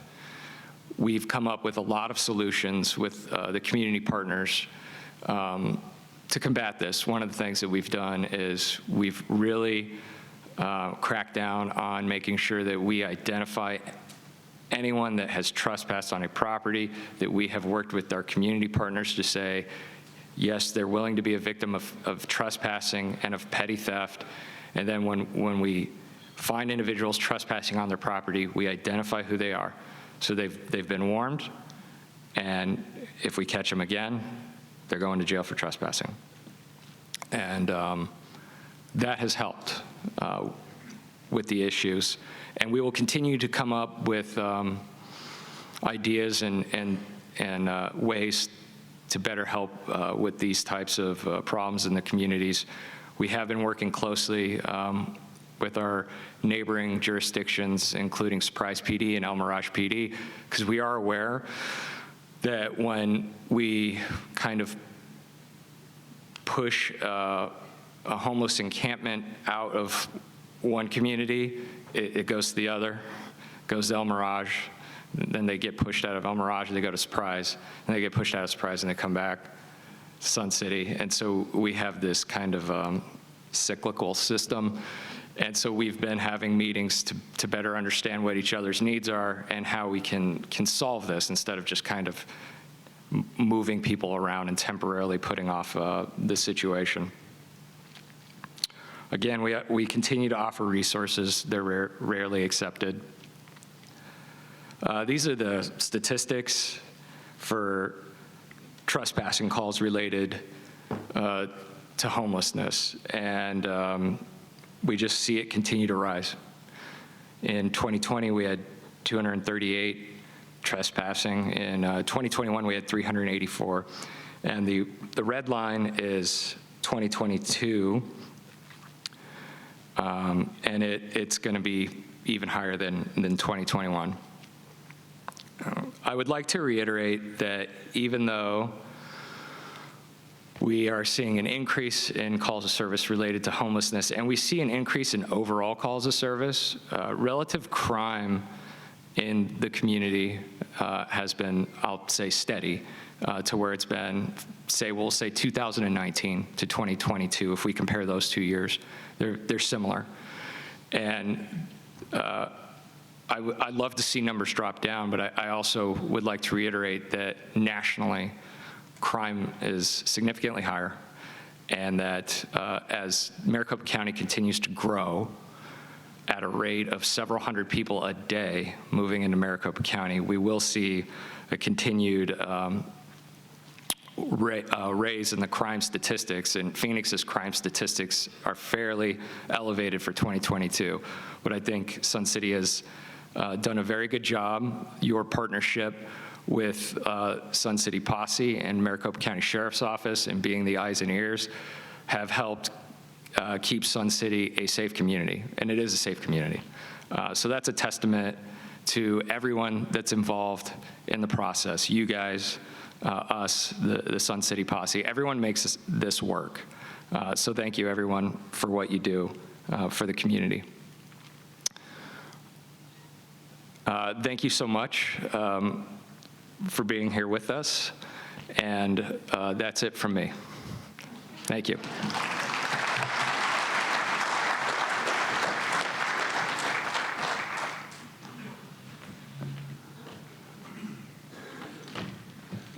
Questions? At this time, folks, we're going to open up the floor for questions. If anybody has any questions for the panel up here.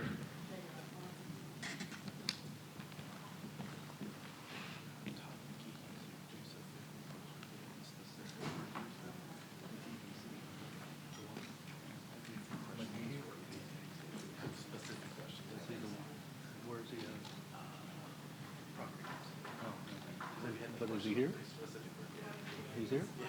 Is that him over there? With the hat? Okay. I don't want to be as loud. Don't be afraid. Fear is not my fault.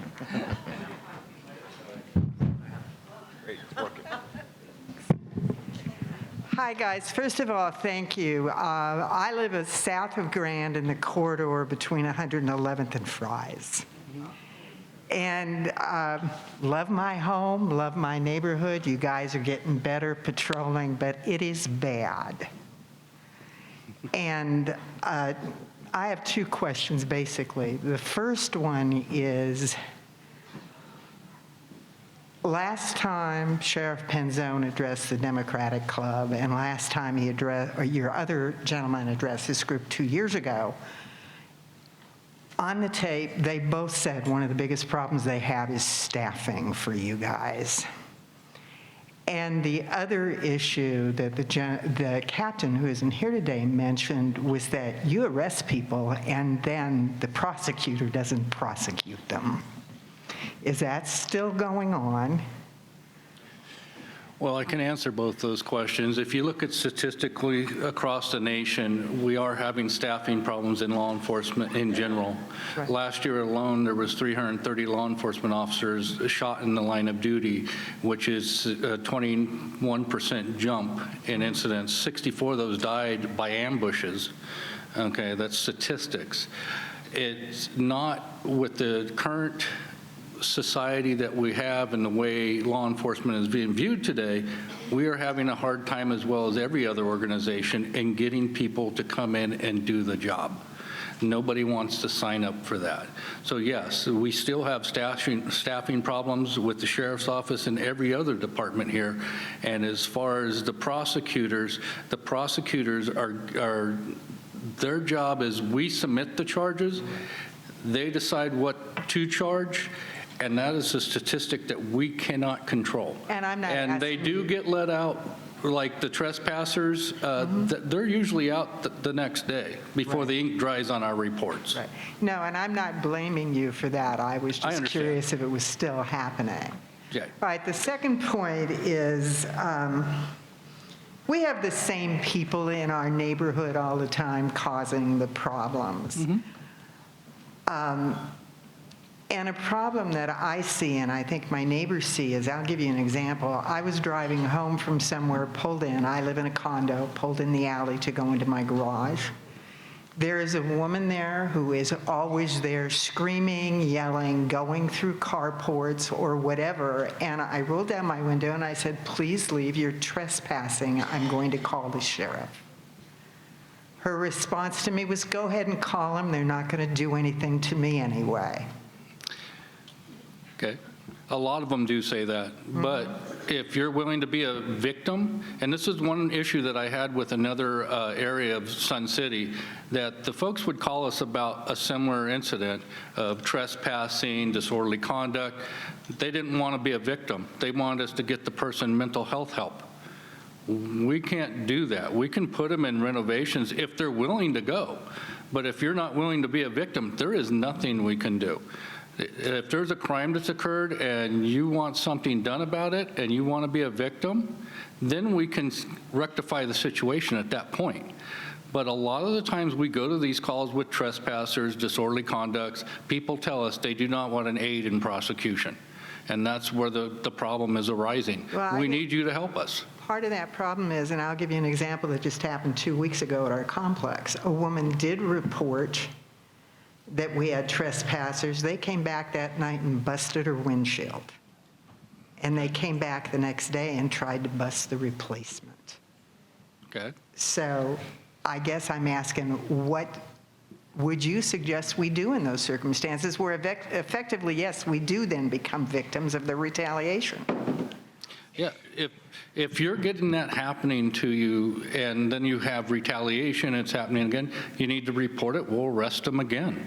It's a system that I cannot control, the deputies out there cannot control. Sure. We arrest them, how long they stay in jail is not something we control. Right, and I understand that. But again, thank you. Both the posse and the sheriff have been increasing their patrols through our neighborhoods, and we've noticed it.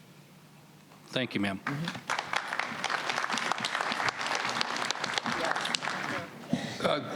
Good morning. I have two questions that I think you can probably address in this forum. But first of all, I am disappointed that there is no MCSO gift card. I think that would be a... I wish there was. You're working on that, yeah. Question number one, is home invasion, does it occur here in this area that we're talking about, your patrol area, where there's a burglary or an invasion in the house where the house is occupied? Is that an issue at all here in this area? I've been here since January of this year. All the burglaries and stuff that we've had in the Sun City area have not once been a home invasion. Okay, good to hear. Second and last question, what is the incidence of burglary or theft relative to catalytic converters on vehicles? Is that a problem here that you guys are seeing in this West Valley area? In the beginning of the year, there was a large problem with catalytic converters. There's been some stuff done by the government in general that has caused that ring to not be able to sell the catalytic converters. And we haven't seen as many since summertime as when I started seeing them going down for catalytic converter thefts. I haven't seen a report for it probably since September of this year in this area. Oh, that's good news. Thank you. You're welcome, sir. I do not have a question. I Okay, just ma'am. want to thank all of you and all of this posse for taking care of us.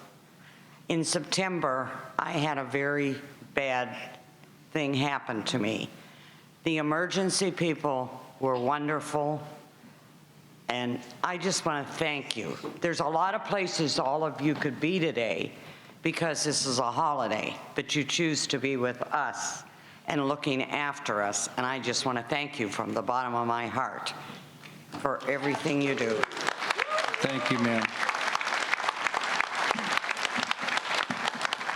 Good morning. Thank you all for your service. In respect to the homeless situation and some of these crimes of opportunity, I was hoping you might be able to speak to the resource of an authorization to arrest for trespassing that could be used in the community along with posting of no trespassing signs. Real quick, we had a question to also define. Go ahead. Like a victim, the definition of a victim. So to define the definition of a victim, that means being willing to aid in prosecution when a crime has been committed against you or against your property. And it's the same with the businesses and the business owners. If somebody is trespassing on their property and they go, hey, this person's trespassing, and we go, okay, we'll go tell them to leave. Are you willing to aid in prosecution, press charges against them if they trespass again? If the person says, oh, I don't want to get involved that way, I don't want to press charges, then there's nothing we can do. We can't charge someone for a crime without a victim. So we want to make sure that everyone understands what that means. So if you're the victim of a crime, but then you say, oh, I just want to make you guys aware of it, I don't want to prosecute, I don't want to press charges against them, then that kind of leaves us without an ability to take any action further against the individual. Documenting it may help you for an insurance claim, but it doesn't help stop the problem, essentially. So. Correct. Now, I think what you're asking about is, we do have a program that we're working with all the businesses in the area, and Deputy Redmond has gone to all the business up and down the US 60 corridor and other businesses around Peoria and 107th, and got waivers signed by them that they'll allow us to prosecute. They'll put a person's name who's willing to aid in prosecution for that business on the form.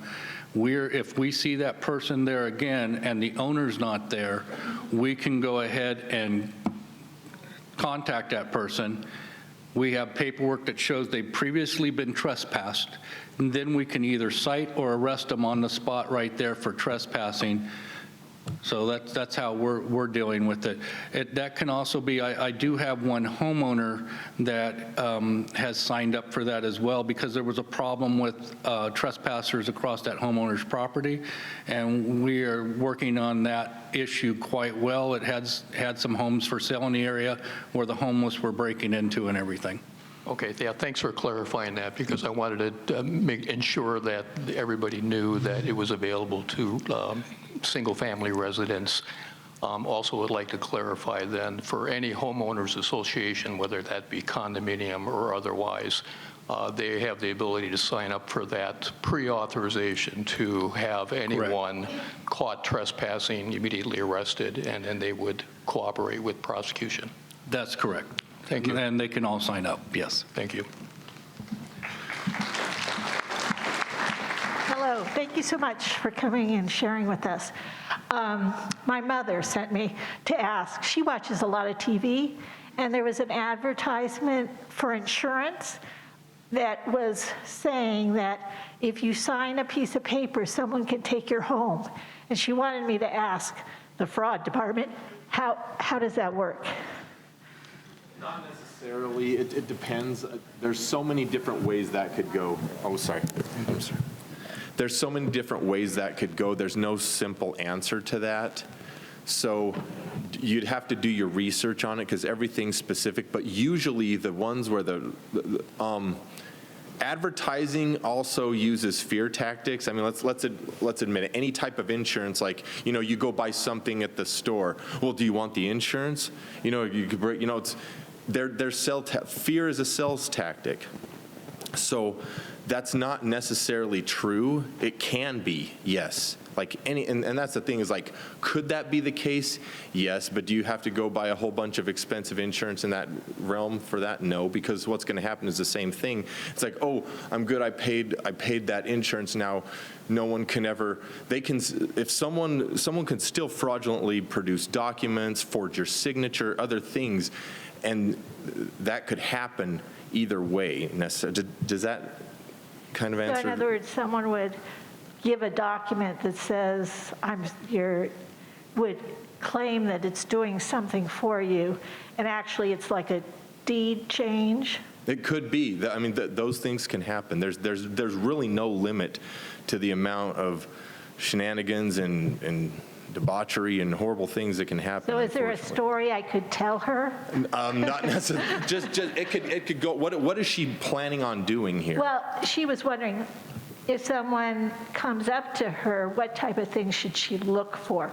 What would give it a giveaway that this person was trying to fraudulently steal her home?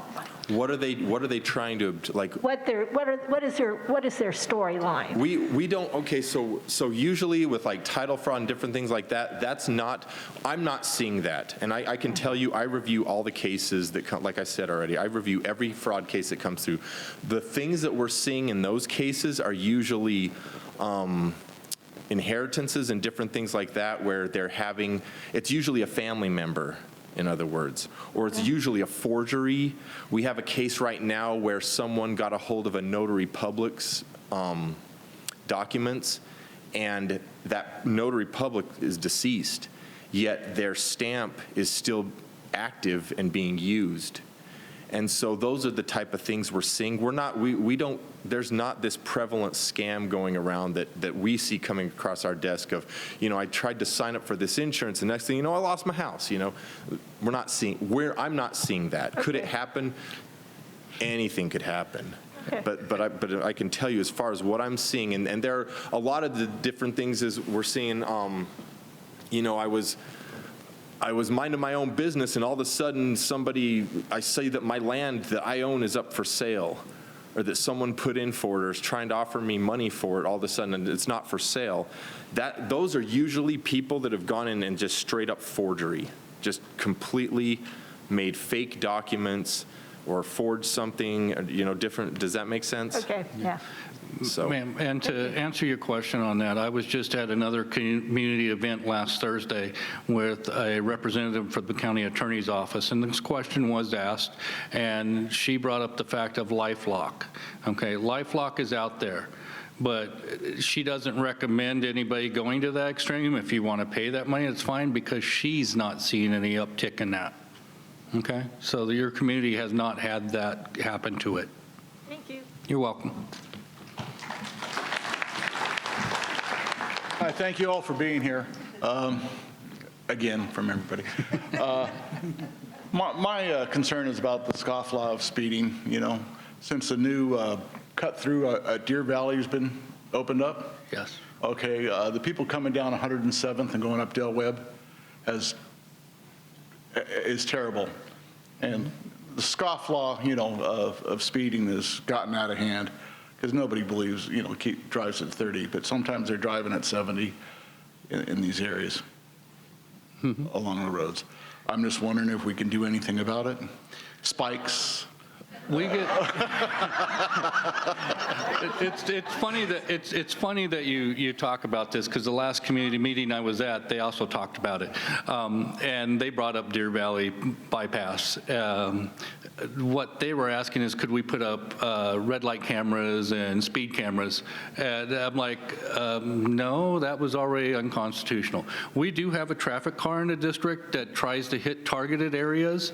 We're also got Maricopa County has now just started a new motors unit that every district is supposed to get a motorcycle dedicated to traffic and traffic accident enforcement. That should be coming online here shortly. Once that happens, the MCSO tip line, we get, I don't know how many. Redmond was handling the tips for me. I get copies of all the tips that come in from that, and I would say about 50% of them are about different areas where speed enforcement is being requested, and we try to hit all those areas. So the deputies are told that, hey, there's speed problems in these areas, but you got to understand, I've got a limited resource of deputies, and they're going call to call to call for things from burglaries, frauds, and that. So traffic is being sidelined right now, and it's not because we want to, because I'm a big traffic hound, and the thing of it is that's causing a lot of our traffic accidents. It really is. Well, I don't care about traffic accidents. It's a hazard to us residents in Sun City. Yeah, yeah. At this time, especially at, you know, commute hours. It's the people commuting through. Mike's trying to answer you. I see.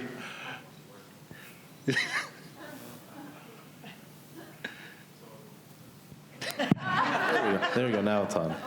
So I will tell you, I go to a lot of meetings, and that topic comes up a lot about speeding. One thing we do see is that I will tell you that when we do enforce traffic, our deputies will go out and do it. We are pulling over residents of Sun City. A majority of the people speeding through here are Sun City residents. No, I do agree. But check commute hours. Yeah, so you know, that's when they're doing it. Or Friday night when they're racing up, Grand, and you can hear the cars just jamming up from Del Webb all the way out to the Aquafria. Absolutely, and it's not just something we're seeing here. Every single community meeting I go to, no matter what community it's in this district, that speeding comes up every single time. It's an issue everywhere. Phoenix PD has their own street racing task force because how much speeding and racing issues that they've had.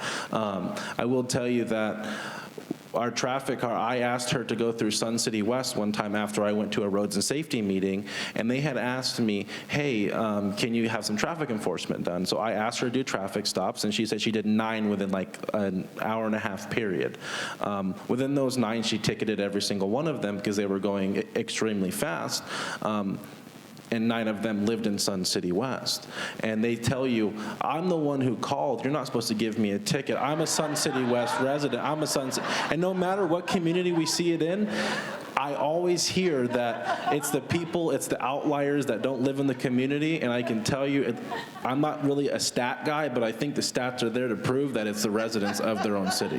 No, I do agree. Everybody in this state speeds. Absolutely. You know, it just, but like I say, what's going on now, it's the commuters that are out of control. Yeah, Maybe we can get the speed box out in that area so we can get some where reliable data so that we know what times to have deputies in that area. So where's the particular area that? Del Webb, Grant, and Bell. 107th, up 107th, or down to 99th and up 99th. So I think where we, I think the place to start for us is we have a system that records speed box systems. So we can get a speed box out there hopefully soon. We'll record speeds and what are the worst times, and so then we can ask the patrol deputies during the times where it's the worst to try and conduct additional enforcement, right? Yeah. That's probably our best answer. Yeah, we could get the speed trailer out there, and it will get those times for us. And then once we get the times, then we can actually pinpoint our enforcement action. And did they ever do a survey, a traffic survey on what it was and what it is? The traffic surveys are done by McDOT, Maricopa County Department of Transportation. The residents of Sun City and Sun City West in the general areas where they allow golf carts, the speed has to be 35. I don't know why people are still driving golf carts, because it would scare me, the way some of these people pass them. But that's why the speed limit is 35, and people in cars don't care. Sometimes I did get, when I was a young deputy, I did get a golf cart, happened to have a gas engine, Harley Davidson engine in it. I clocked it at 65 miles per hour in a golf cart, and I gave him a ticket, and he didn't believe his golf cart could go that because somebody took the governor off of it. So, yeah, we see all kinds of stuff when it comes to speed. And Del Webb, down from Grand Avenue all the way up to 99th Avenue where it curves around, that's always been a problem for speeders. So. And if you catch me, I'll deserve it. I'm just saying. Thank you very much. You're welcome, sir. Hi, thank you all for being here. I appreciate you all. I have a question about the lock boxes that we can have attached to our homes. And I've seen some of them around. They're usually somewhere near the front door. How secure are those boxes? Because it looks like you could take a bolt cutters and maybe he can tell you get a for key, sure. get the key to the front door right out of the box. Let's see if, it's working again. Okay, so those lock boxes are put in by the Sun City Fire Department. I believe it's $60 to $70. They will come and install it. They will also put the keys in there. I will say, if you ever change your locks, please change the keys into the lock box, because we will have the fire department come into it. They're the only ones that have access to those keys. They don't even allow us into those boxes. So if we have enough reason to get into a home, we will call the fire department. They will come open the box, give us the keys. We'll go in the residence. I have never in my time as a deputy or other deputies I've talked to seen those things get broken into. I've seen them on the ground where it looks like somebody hit a sledgehammer to it, and those things will not open up. They don't come off the house very easily, and if it ever does, I don't think anyone's getting in that thing. Yeah, they look similar to the ones that realtors use. That's why I was wondering. Yeah, so it's similar to like a knock box, kind of what people use on like businesses and whatnot. Those are nearly indestructible. Yeah, my mother-in-law has one on her house, and she forgot the combination, so we tried to get into it and get her keys out, says we didn't want anybody else to have them. It's still sitting in our garage because we can't get the keys out. Thank you so much, I appreciate it.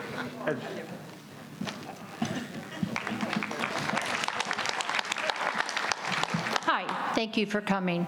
I have two comments. One, when you were talking about the home title lock, you said something about LifeLock.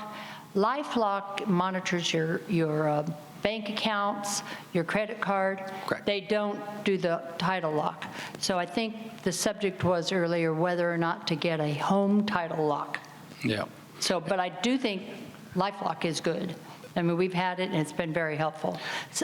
Second, when you were earlier, someone was showing open garage doors.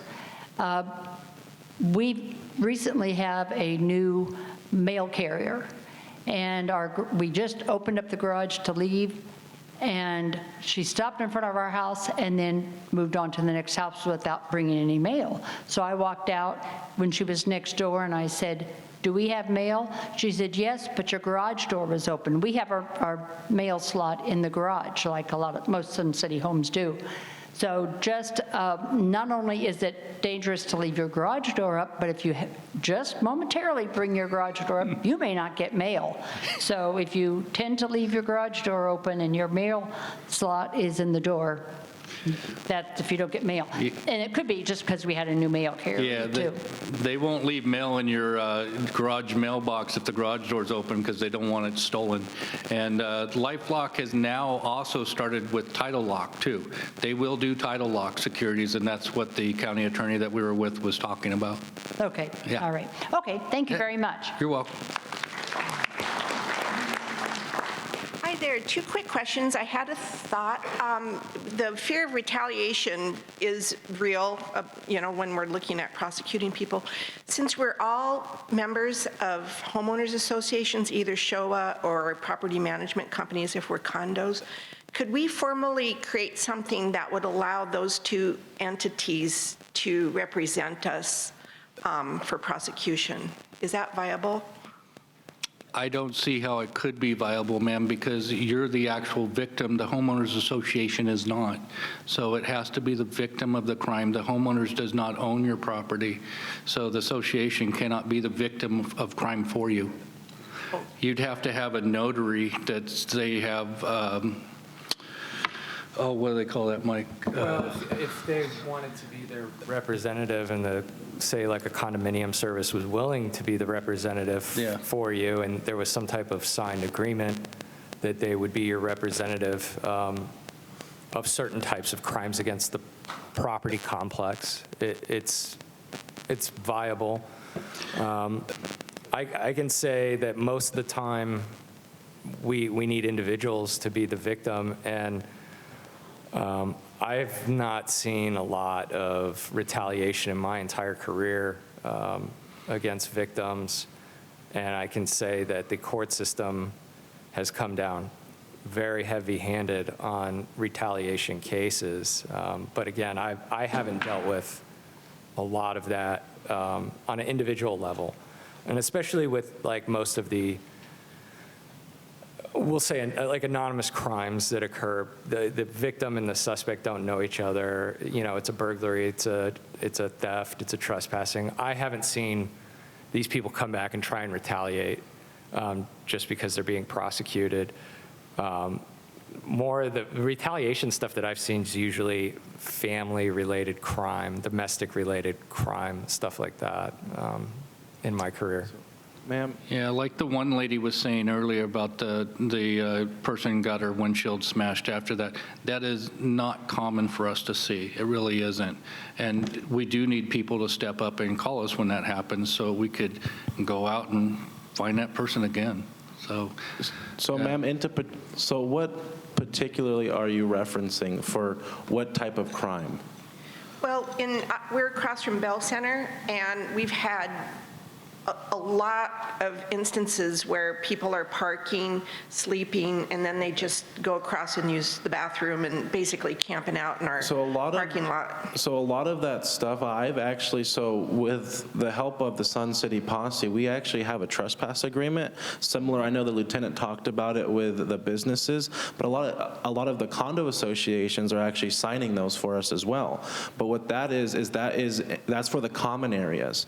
Let's say you have like a courtyard and there happens to be someone like out there sleeping or causing problems for you. The condo association has given us authorization to have those people removed off the property. But what that takes you to call us, and then the victim will be the condo association.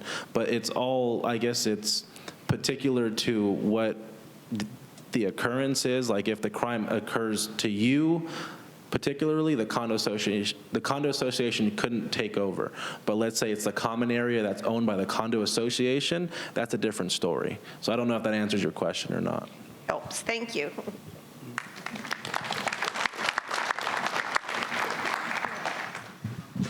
Thank you again. Hi. I have a question about trespassing.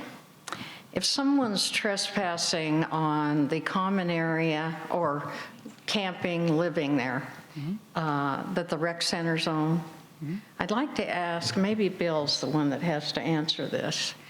Does the rec center have a policy that they will prosecute?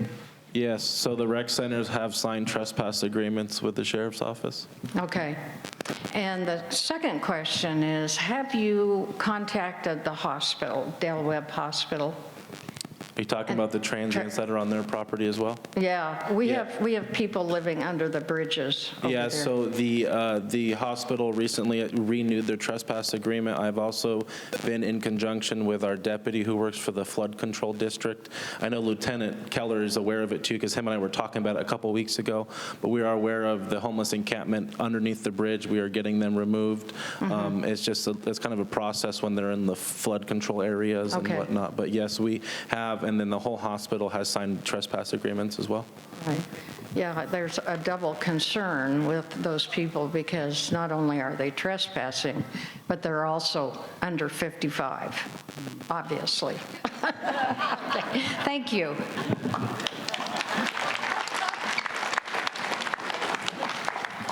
Good morning. Good morning, sir. First of all, I want to thank you, gentlemen, for what you do. I'm very much aware of it. I am a retired police chief out of Illinois, just moved here about 4 months ago, and a lot of the questions that I've heard here today, I've heard many, many times before, believe me. But I do have one just quick question is, as far as your homeless population, do you know the percentage of the homeless that are transients, or are the majority of your homeless people here actually residents of Arizona? So they are. So a lot of them are transients, which I actually just got an email I need to look into. We're actually going down into our river bottoms to do a homeless count.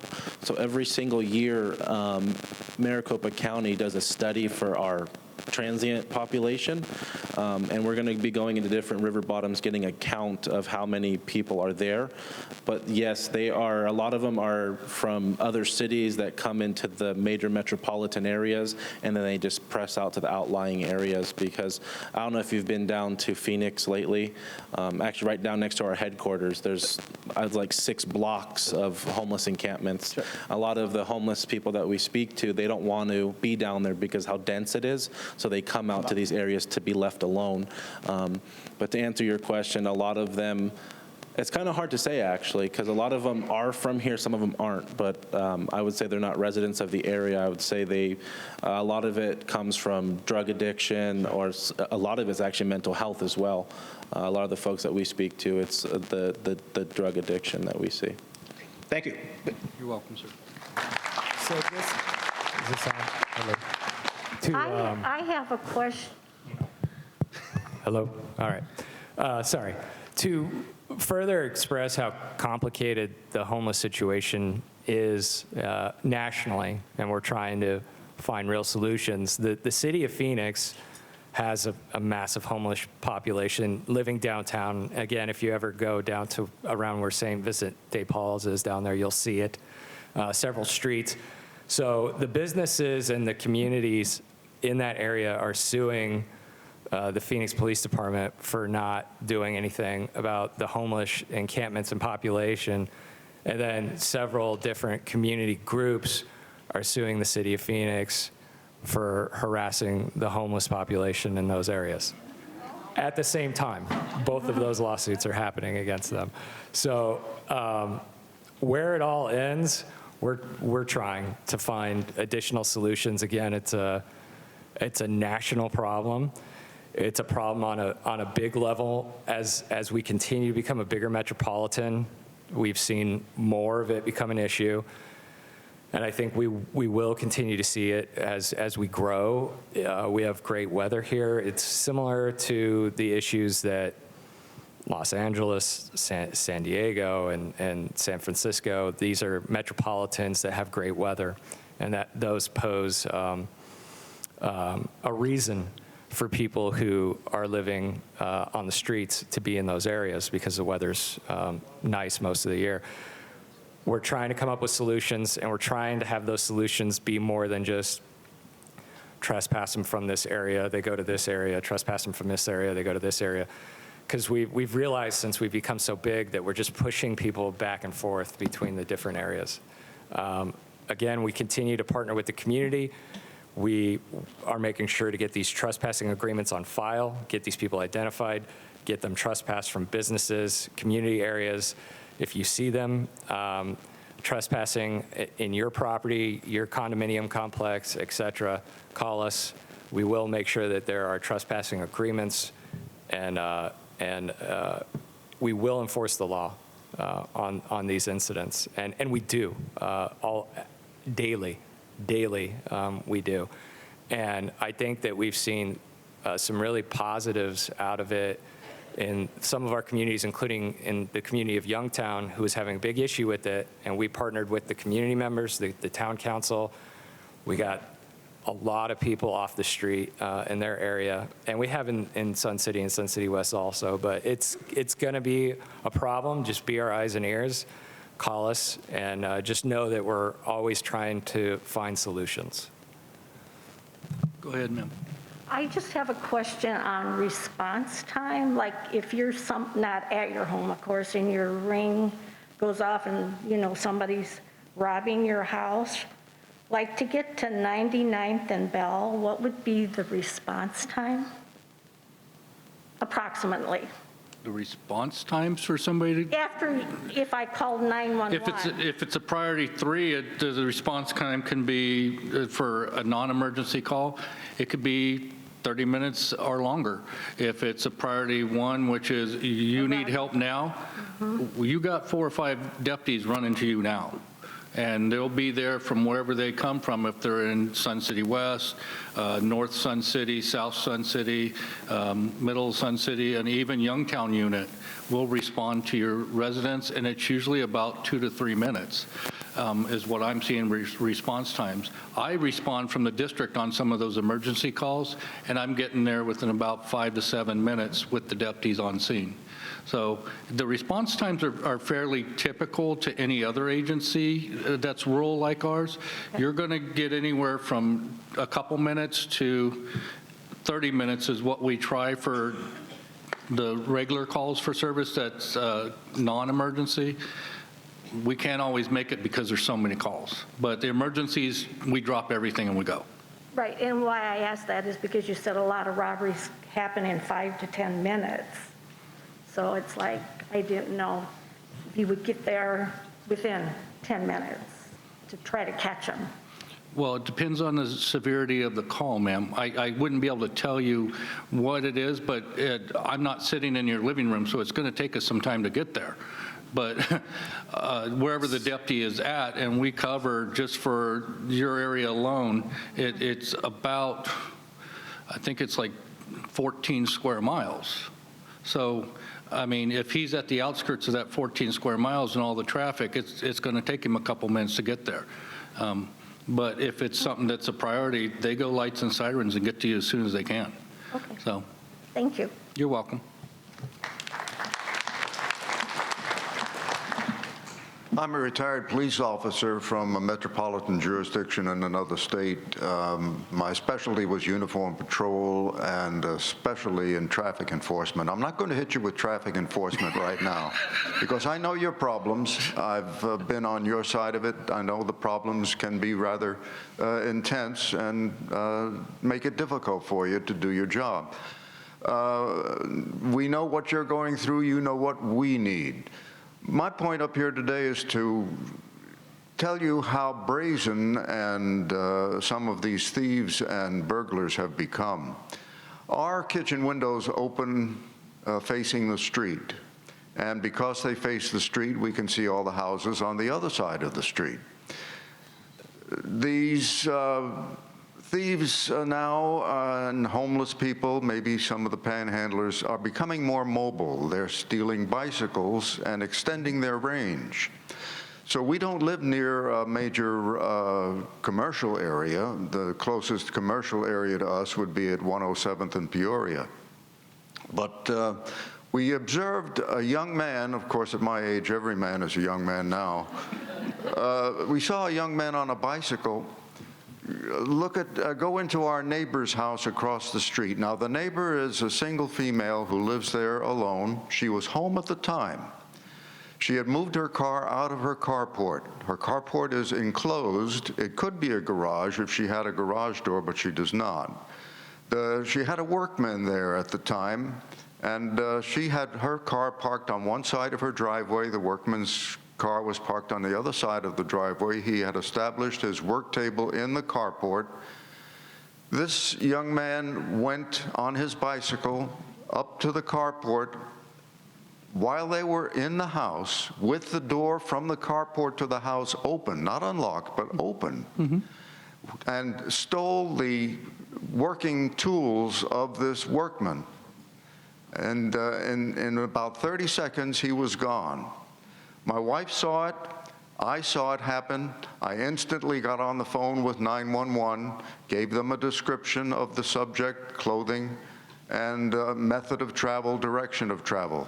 Deputies showed up within about 2 or 3 minutes and started looking for this subject. They didn't find him, but they took the report. But that's how brazen they have become. Yeah. And they will even steal from you while you are home with your door open. Another thing I want to say is relative to panhandlers. My experience with panhandlers during my professional years was that if you give them money, if you stop and put your hand out the window and give them that dollar bill and then drive away, as you drive away, they're looking at you and they're laughing at you because they're going to take that money and put it with all the rest of the money that they collect during that day, and it can be a substantial amount. And they'll use it for anything other than what you think they ought to use it for. Mm-hmm. So all I can say is please put a Band-Aid on your bleeding heart and don't give them anything. If they don't produce anything, if they don't produce anything at their location, they'll go somewhere else. But if it's lucrative, they'll stay, and it won't be pleasant for you. Thank you, sir. To add to your comment about panhandlers, I know exactly what you mean. I have a lady over in my shopping center that one day she stands out by Starbucks, holds up a sign saying trying to feed 4 kids, homeless, and people hand her money driving through. I drive by every day. One day I happened to be driving out when she was walking into the neighborhood. She didn't know who I was. I wasn't in uniform. I kind of followed her a little bit. She got in a Mercedes-Benz and drove into Arrowhead. There was an article about 5 years ago that says the average panhandler makes about $60,000 a year tax-free. So, and they don't use it on what we expect them to, you're right. Yes, sir. Good morning. First of all, I want to thank you all for being here. Next time you do this, try to bring someone from the district attorney's office, because you can arrest somebody, 10 minutes later they're released by the district attorney's office. And a lot of us would rather complain about why are they not in jail or why are they not doing public service. my wife and I every week go out and clean up garbage.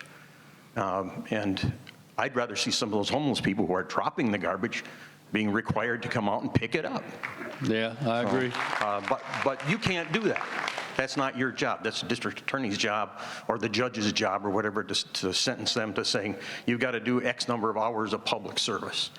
So and next time, if you could arrange that, that would be fantastic. We would all be very happy with that situation, I think, and they would probably get 90% of the questions. Thank you, sir. I'll let Mike, Mike's the one that sets all these up for us. I'll have him put that into his notes so we can get that accomplished. Yes, sir. Yes, I'd like to thank both groups. This group here found a window open in my house that the neighbors didn't notice. And your people, I had my golf cart. My wonderful wife says, go to Walgreens, you get your prescriptions for less money.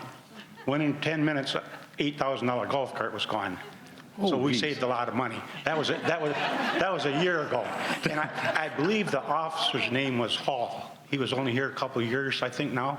Yeah, I know. Transferred from some other area. But anyway, he apologized to me that it took him so long to get there. It was less than 15 minutes. And I'm talking non-emergency. It was now my wonderful wife thought it was an emergency that I lost our golf cart, and they never did get it back. But anyway, I want to thank all of you for the work that you do, the posse, and what you did there to try to help locate that thing. Thank you very much. Thank you, sir. Good morning, ma'am. Good morning, and I thank all of you also. I'm wondering, with the homeless people, do they ever commit crimes to get arrested so they have a place to stay in jail, where they can get a shower and food and have a place to sleep? I have never had one ask me, can you arrest me so I have a place to sleep? I'm not aware of that. But they haven't ever said when they ended up in jail, oh, I got a place to stay. Well, I wouldn't be able to tell you. Again, I just want to thank you for being here as well. We recently bought a new golf cart, and the first thing I said, because I've been to this meeting before, is I want the special key.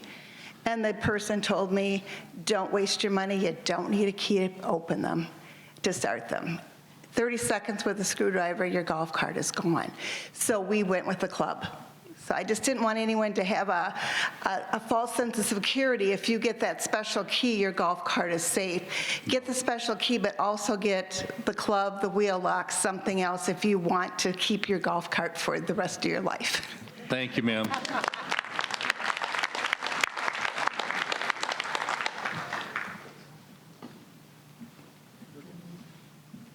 Hey, so how about a round of applause for our posse? And MCSO for all the work that they do for us. Thank you, guys. Thanks for having us, Dave. All right, thanks for coming, guys. We appreciate it. Stay dry.